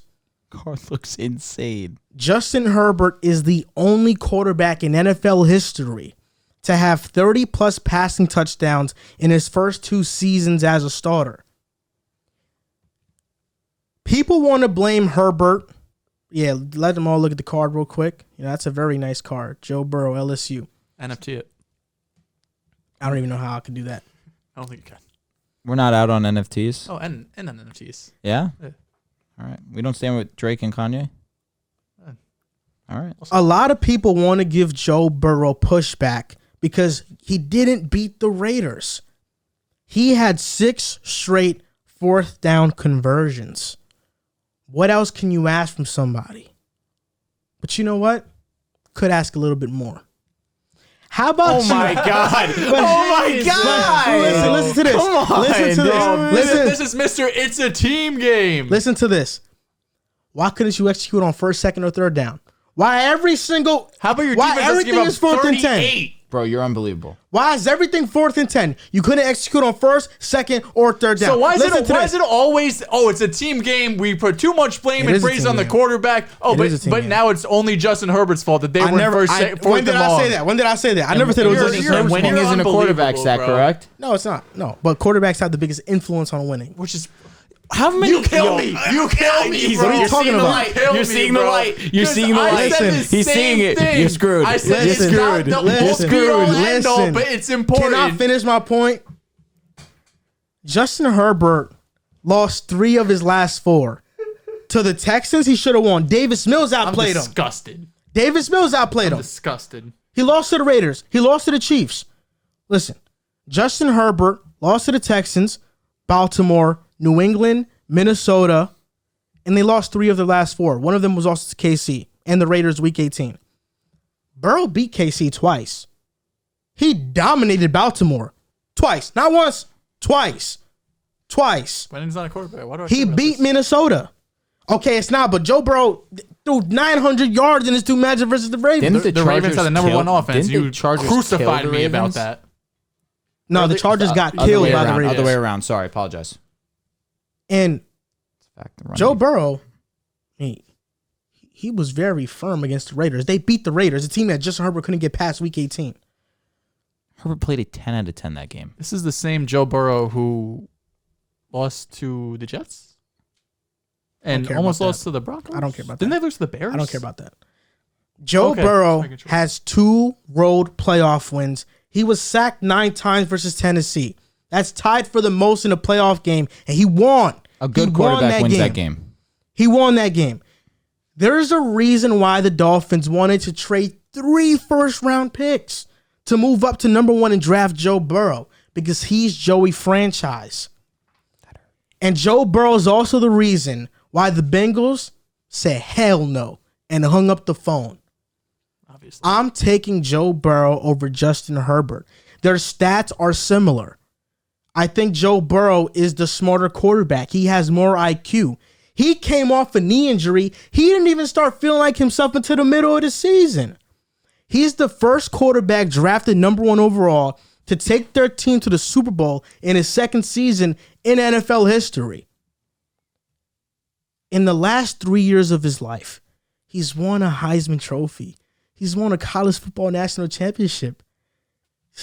He's won AP Comeback Player of the Year. And he might win a Super Bowl. He's an AFC champion, that's for sure. And when you have quarterbacks that are as similar statistically as Burrow and Herbert, Burrow was the number 1 ranked quarterback according to PFF. That's when you take winning into account. That's what I said. Which is what I said. I said it's part of the puzzle. It's not number 1, but it's part of the puzzle. What did you say when we had this Brady Mahomes debate? You said, when these 2 quarterbacks are this great, oh man, you got to take the accolades, right? And we're talking about year 2 Burrow and year 2 Herbert versus Brady 22 years in. And what is Mahomes year 2 Burrow doing? He's in a Super Bowl. Okay, but bro, what more can you ask of the guy? Nothing. But still, bro, it's year 2. I don't want to let you off the hook. Let me finish. Okay. Because I haven't finished yet. Okay. When will it end? No, I know where he's going. How good is Ed Orgeron as a coach? He got fired from LSU. How good is Zach Taylor? Despite this season, he doesn't even have a winning record as a head coach. Those 2 coaches have something in common. They're both mediocre. And Joey franchise, Joe Burrow, made them look great. We had this debate with Joe Burrow versus Lamar Jackson. I told you back in the regular season, Joe Burrow was better. You said, got to see it in the playoffs. Oh, well, he did it in the playoffs. He's doing it in the playoffs. I told you he was going to be better than Lamar. I just need to see it come playoff time. Joe Burrow is only the 3rd quarterback in NFL history to have multiple game-winning drives in a single postseason. The other 2 were Kurt Warner and Tom Brady. They both won the Super Bowl that season. Listen, man. As cliche as it sounds, Joe Burrow is a winner. He's taken a historically clowned on franchise that hasn't had any success in the last 31 years to 3 straight playoff wins and a Super Bowl appearance. You can't overlook that. Number 1 graded quarterback in PFF with an abysmal offensive line. You can't overlook that. And his leadership quality, the cool factor. He is cool as sin. He is super cool. Joe Burrow, I'm taking him over Justin Herbert. Until Justin Herbert has success in the postseason, because of this Burrow run, we can't put him past Burrow just yet. You're right. Herbert has more talent, for sure. The more talented quarterback isn't always the better one. All right, so then as to your logic, Josh Allen's not better than Mahomes. That's close. No, you said Allen was better. No. You said Allen was better than Mahomes. However, well, I said 1A1. I said it's not clear cut that Mahomes is the best. Off your logic, until Herbert's done it, right? He can't be better than Burrow. Until Josh Allen has done it, he can't be better than Mahomes then. It's that close. Legacy-wise, yeah. Like resume-wise, yeah, absolutely. Mahomes he clears him. I thought the question was who's better. No, the question is who are you taking? I'm taking Burrow. Hate that. I'm taking Burrow. And I do think Burrow's better. I think he's better too. Hot dog. I do think he's better too. Wow. I'm stunned. Better? Yes. In what way? Explain to me what I think he reads defenses better. I'll give you that. He's an amazing reader of the field, no doubt. What else does he do better than him? Nothing. He's more accurate than him. Though. Burrow was number one in completion percentage this year. Yes, he was. And I'm giving him his credit for that. Oh, my God. Listen, we know you're going to say Herbert. We know it. He has a better arm than him. The accuracy, you got to give it to Burrow. That's true. God, I don't know. This is the debate. So hold up. Let me ask you, Matt Stafford or Joe Burrow, who's better? Oof. Because Stafford has the arm. All the shit you're raving about. And he also has the accuracy. Okay. So who's better? I'm going Matty Staffy. Okay. I don't want to answer that question right now. Answer? No. If I'm going on a limb and I'm answering, I need everyone to answer. I have to give my Herbert versus Burrow take first, bro. Give yours, yeah. One at a time. I just want to make sure you were done with your take before I'm done. I didn't want to interrupt or anything because you were going on for a while there. This is very similar to the debate we had last week of Allen versus Mahomes, just a tier down from the two, right? Oh, last week we talked about who played the better game. I thought it was also who's better. I think that was two. No, it was just who had the better game. Okay. Oh yeah, you're right. Yeah. But I think we also got into debate who would you rather have. Probably, I mean, at this point. But I see it very similarly. I don't think you could go wrong either way. Both these quarterbacks are fantastic, just like Mahomes and Allen are. And these four quarterbacks are going to be running the NFL for the next 10 years. You hate to see they're all in the AFC. It's honestly, it's heartbreaking, truthfully, because even if Zach reaches his peak, he's probably going to be the fifth best, which hurts. I don't know in the AFC. To get into it, though, this is a matter of talent versus X factor to me, right? Because to me, Herbert is clearly... clear is kind of rude, but to me, Herbert has more raw talent, a bigger arm. I think he's more mobile. I think he has more zip on the ball. I just think talent-wise, Herbert has Burrow cleared in just about everything you could ask for in terms of arm talent, mobility, strengths. I mean, he was a 4.0 biology major. He's obviously smart, knows how to read defenses. So I think Herbert has more natural talents, but that's obviously doesn't mean everything. Right? Jamarcus Russell had some of the best talent in the world, while Tom Brady, on the other hand, isn't the most talented quarterback, and he's the best quarterback ever. So just because you're more talented doesn't necessarily mean you're the best quarterback. And stats-wise, it is pretty damn close, right? Herbert does have more yards, had some more touchdowns, but he also had a ton more attempts. They were a bit more of a pass-heavy offense. Brandon Staley's obviously a very aggressive guy who tends to throw the ball more often than not, and Joe Mixon is more of a workhorse, I would say, than Austin Eckler is, who also gets a lot more passing work than Joe Mixon did too. I really think the better question here is where do we rank these guys amongst all the quarterbacks? Because if you want to look at just these two, we could talk for hours about who's better, who has this going for him, that going for him, look at his weapons, his coaching, whatever you want to do. Personally, if I'm just starting a franchise right now, I'm still taking Herbert. And I know it's crazy to say because Joe Burrow is close to him. There is a small gap in terms of skill level, but I do think the way Joe Burrow carries himself, and he has this like humble, like arrogance about him. Like he's not arrogant, but he just has that like confidence. Swagger to him. I was told at a young age, it's not cockiness, It's confidence. He just goes into the room. He gives me that Joe Namath. Maybe it was just the fur coat, but give me almost that Joe Namath vibe. He's just the coolest guy in the room, and that goes a long way. Not only confidence in the football field, but other players and coaches notice that, and they're gonna they're gonna go towards you because they think you're that guy. If you're that guy, then other players are gonna see that too. But man, it's just hard for me to look at what Herbert did, who was a game away from the playoffs, put up 35 points, did everything he possibly could, and we're gonna have the next 10 years to have this debate. Yep. And I know you talk a lot about Ed Orgeron and Zach Taylor, but I don't know. Are we all sold on Brandon Staley or even who's their coach last year? Anthony Lynn. We're not sold on these guys as being great coaches either. I know at least Zach Taylor made it through his first season, but that's because it was his first year being the head coach more than anything, and it wasn't Anthony Lynn. So I don't think we're sold on either of these coaches. At least Zach Taylor is your offensive mind who's going to be with him for year after year. But it wouldn't shock me if the Chargers ended up moving on. I think it is a little silly to bring up the Ed Orgeron thing. It wasn't just Joe Burrow. They had the best offense of all time with Jettas and Jamar Chase and Clyde until Joe Burrow got and Terrence Marshall. Well, that's when also all these guys bursted out to the scene. Okay, but Joe Burrow was a guy. He had the most historic quarterback season ever. I'm not taking anything away from Burrow, but the football's a team game. It's not just the quarterback. It's the schemes. It's the defense. Kid, you it's did the this skill yourself. Let that go, bro. No, bro, because you've been. What do you mean let it go? You've been on it the whole year, bro. Sorry, bro. I'm sorry. I can let you off the hook on something. We can't go up here and give all the praise to the quarterback. What about schemes? My what arguments about be routes? firm. In what way? You're flip-flopping right now. You do laps. You do laps. No, it's not. Flip-flopping right now. No, it's not. Joe Burrow, his rookie season, was on pace to have the same season as Justin Herbert had he not got hurt. It was literally a debate before Burrow got hurt. Who's the offensive rookie of the year? So until Joe Burrow got hurt, they were neck and neck. They were having similar seasons. What's that to do with anything?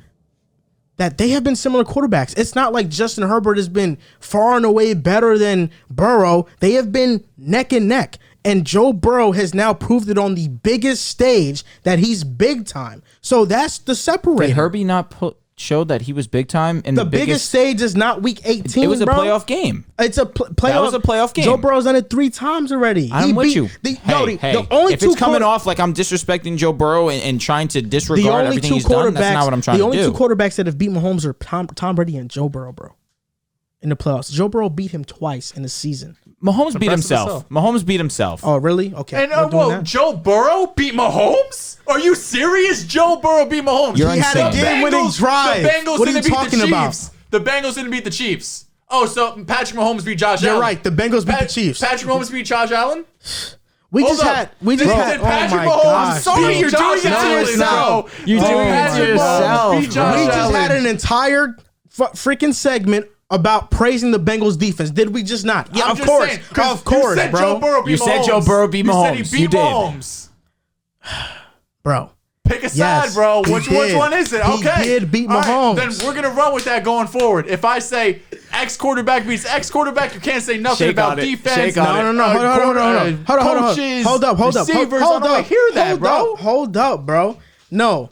What you're crazy, bro. You're crazy. What you're doing is different. You're crazy. No. Let me explain. Bro, Let me explain. Kevin Hart. Spit on my water. I almost just spit Listen, on my bro. water. Nah, you're getting too emotional. You gotta let me talk right now. No, he's not. No, Yes, he is. I'm the judge here. I'm the third part. I'm telling you. No, bro. I'm listen, sorry. You did it to yourself. Can I speak? No.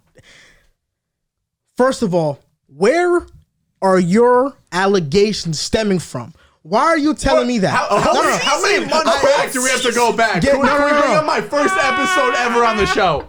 That's probably when it started. Just give me one example. One was the Mahomes versus Brady. Brady beat Mahomes. You said no. Okay.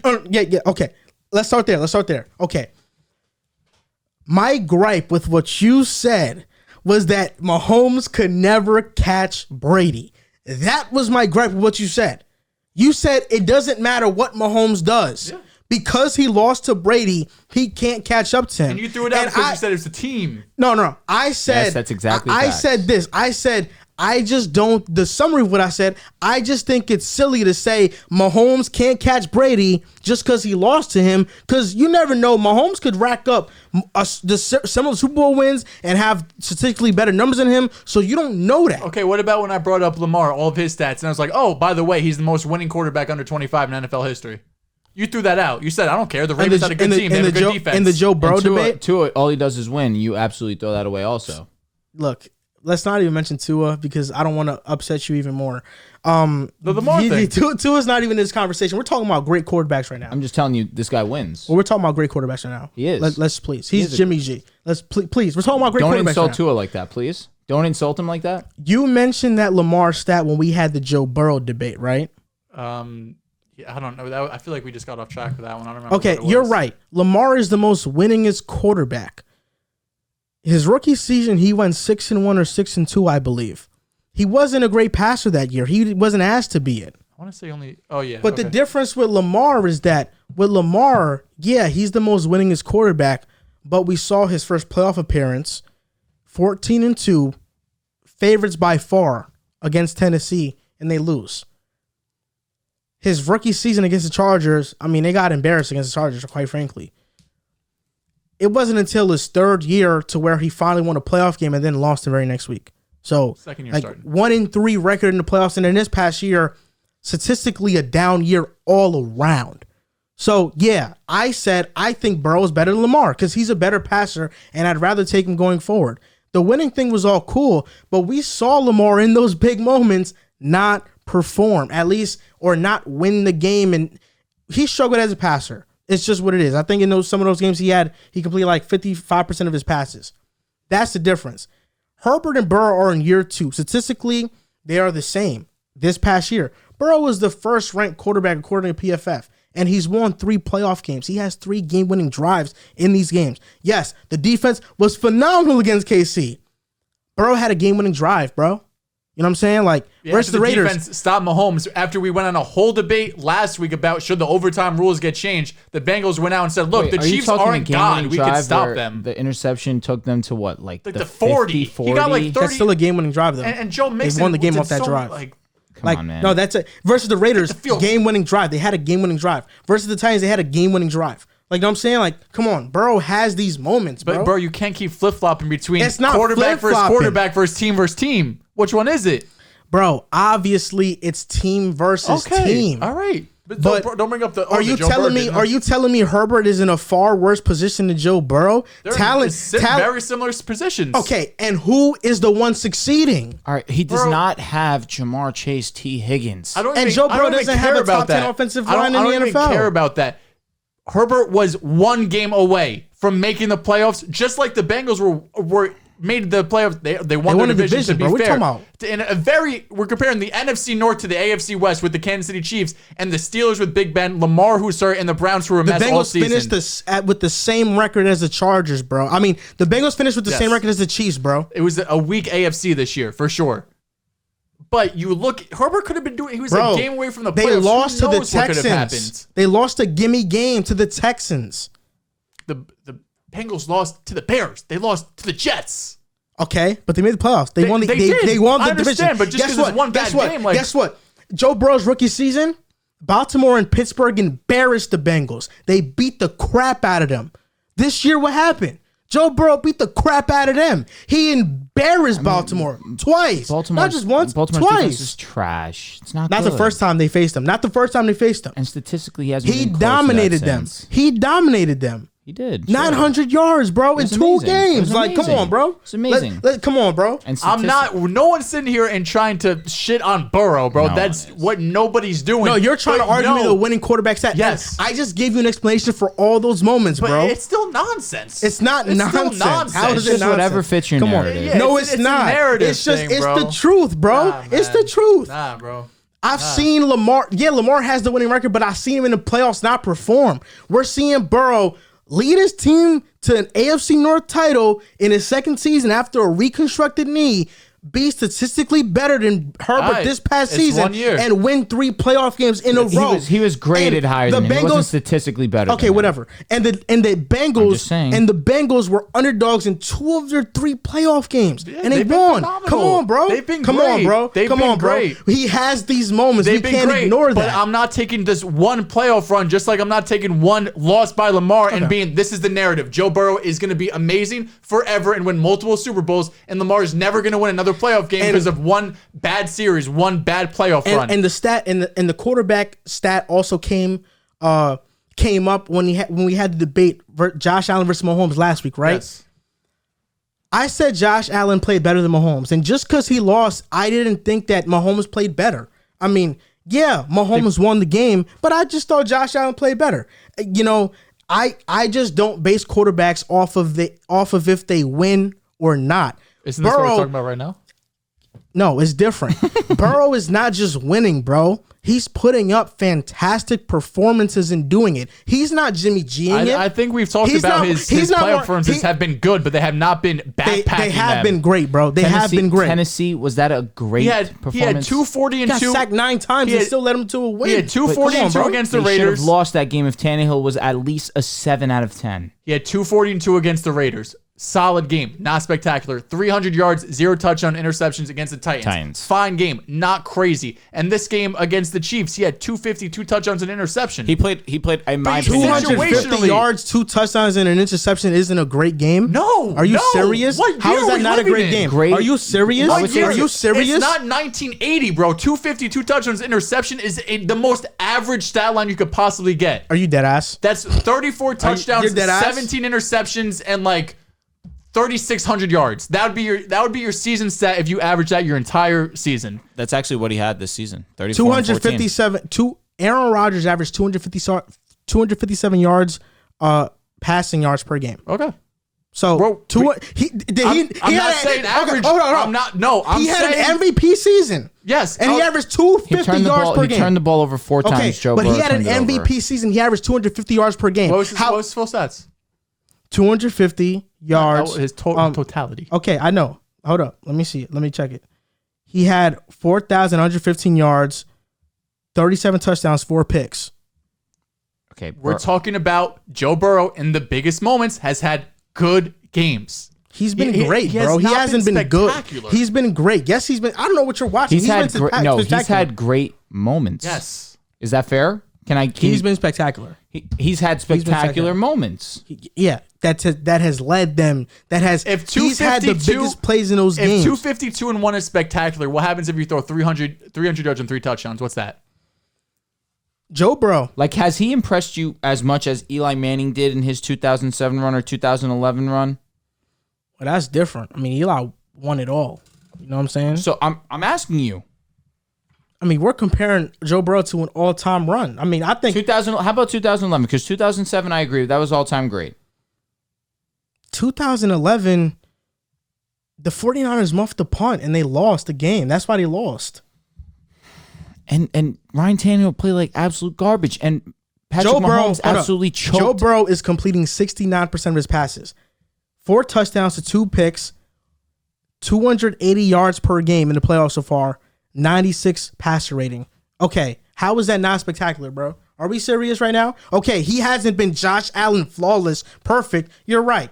But he's been spectacular in these playoffs. How can you watch him and just say he's been good? He's been good as hell, but he's not the reason they've been in all these games. The defense has been spectacular. Oh, so he wasn't the reason like the Bengals scored down 21-3 and they came back? He's the reason they stopped the Chiefs on defense and held them to 3 How many points. touchdowns has he had this postseason? 4. in 3 He's games. had four touchdowns. Yes. Yeah. In 3 games. Yes. He better come to play, because I'm looking at Eli Manning, 2011, 9 touchdowns, 1 interception. I'm looking at 2007, where even if you want to say Eli wasn't the main reason they won, 6 touchdowns, 1 interception. Listen, Let's ease it up. Joe Burrow. Because you said he's Tom Brady. Look, I never. Hold on. Whoa. Chill out. Chill I the was hell going out. to say this, and you told me to wait. You said he could be Tom Brady. No. I never said that, bro. You gotta relax. I said this.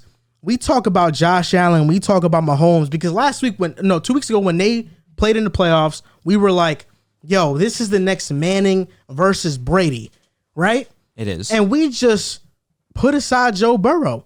Like, he can't be in that conversation. Joe Burrow, like Tom Brady, isn't the most physically talented player, but he has the intangibles that make him great. He Maybe isn't having a Big Ben moment. what? He isn't having a Big Ben moment. He is having a big man moment, but I think Joe Burrow projects more as in terms of like just the qualities they have to a Tom Brady than he does a Big Ben. Big Ben was a guy who was 6'5". I mean, hell of an arm, big body. Like, the guy was physically talented. He was physically gifted. So I compare a Josh Allen more to that because they're physically talented. I agree Mahomes, Manning, just the stats, the eye-popping stats and stuff, just the way they play. Joe Burrow is very technical, like a Brady, that he doesn't wow you with his arm talent, his running ability, all this other stuff, but he wows you with the plays he makes, with the smart reads he makes, and how technical he is. Situationally, he's been spectacular this playoff run. And that's what matters in the playoffs, though. I agree 100%. That's the most important. I'd rather you be perfect situationally than be perfect all game and screw up in the fourth quarter. And even though he doesn't have the touchdowns to back it up, he doesn't have like the 7 touchdowns or the 9 touchdowns like you said Eli had. I mean, Joe Burrow is still putting them in positions 100%. to score. Yes, I agree. And sometimes that's what the playoffs are all about. The Titans game was a grinded out game. He put McPherson in a position to score on that play to Jamar Chase. You could argue McPherson's been their team MVP. He's Vinatieri. He probably has been. He's Brady's Vinatieri. He's like Vinatieri's He Brady. probably has been, and I'm not denying that. Never once that I said football is not a team game. I know that winning is not a quarterback-driven stat. You're acting like it. But when you have everything that backs it up, like Joe Burrow has all these signature moments, he has these stats that match up to Herbert. That's what I said about. That's what I said. The exact thing I said about Mahomes and Brady. When we talked about the top five, when we talked about the top 5 young quarterbacks in the NFL, it was not too long ago. I put Burrow behind Herbert. Yeah. Right? Well, I didn't know I put Burrow behind Herbert. And that was before this playoff run even started. Right? But they were already neck and neck for me. But now that Burrow's done this, I didn't expect him to go to the Super Bowl. Yeah, I can put him ahead of him because he's proven it with his play right now. And we all say these things like, yo, but if if Justin Herbert, this is his second season, Justin Herbert can still succeed and stuff. I mean, yeah, he can still succeed in the playoffs. There's no doubt about it. And if he does, then we start to change these rankings. I mean, the NFL is a year-to-year thing. I agree. Cooper Kupp was in the top 3 receiver last year. It's a year-to-year thing. Right now, it's Burrow. And that's how I'm going with. That's what I'm rocking. Well, the question is it's not who is it now, it's who would you take? Who I would take right now is Burrow. Okay. Well, makeup. That's a fact. Who would I take right now is Burrow. Listen, bro, we can just accept that as a makeup. 3 years ago, kills me. 3 years ago, I know, bro. I know. Bro, 3 years ago, you say, who are you taking, Joel Embiid or Jokic? You say Embiid. But now, it's Jokic. It's not Embiid. You don't think about it. It's not that clear. It is clear. It is pretty abundantly clear. Where's Rob Williams in this? He's not even there. I saw he has the franchise record for most dunks in a season. No. Love that. I'm a huge... Over Bill Russell? And no way. Yeah, OD. I was shocked. Interesting. But is this conversation we're having right now not eerily similar to the Mahomes versus Brady? And I said, if you stack it up and it's neck and neck all the way, but Brady has that win over Mahomes, that's going to put Brady on top. I'm going to watch the film and I'll be back with you. The film's right here. I know. I might have said that verbatim 2 months ago, or whenever it was, a month ago.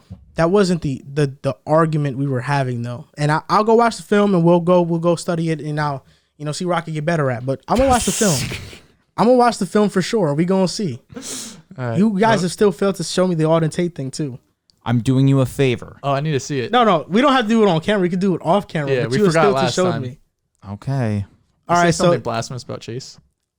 He said that Auden Tate could be as good. Nah. Remember like it was yesterday. That's cap. That's cap. So thank you guys. This is going to do it for episode 151 of the Pick a Side podcast. Thank you guys for listening and or watching. Merch. And we'll see you next time. And also, we have Ramily t-shirts out now. You can buy them. Pick a Side shop. Link in our bio. We also got Pick a Side hoodies. We got Pick a Side tees. We have one with the circle. That's our logo on YouTube. We have ones without. They're pretty nice. You got a bunch of colors you can choose from. Pickasidepodcast.com. Check it out. And thank you for watching, and we'll see you next time.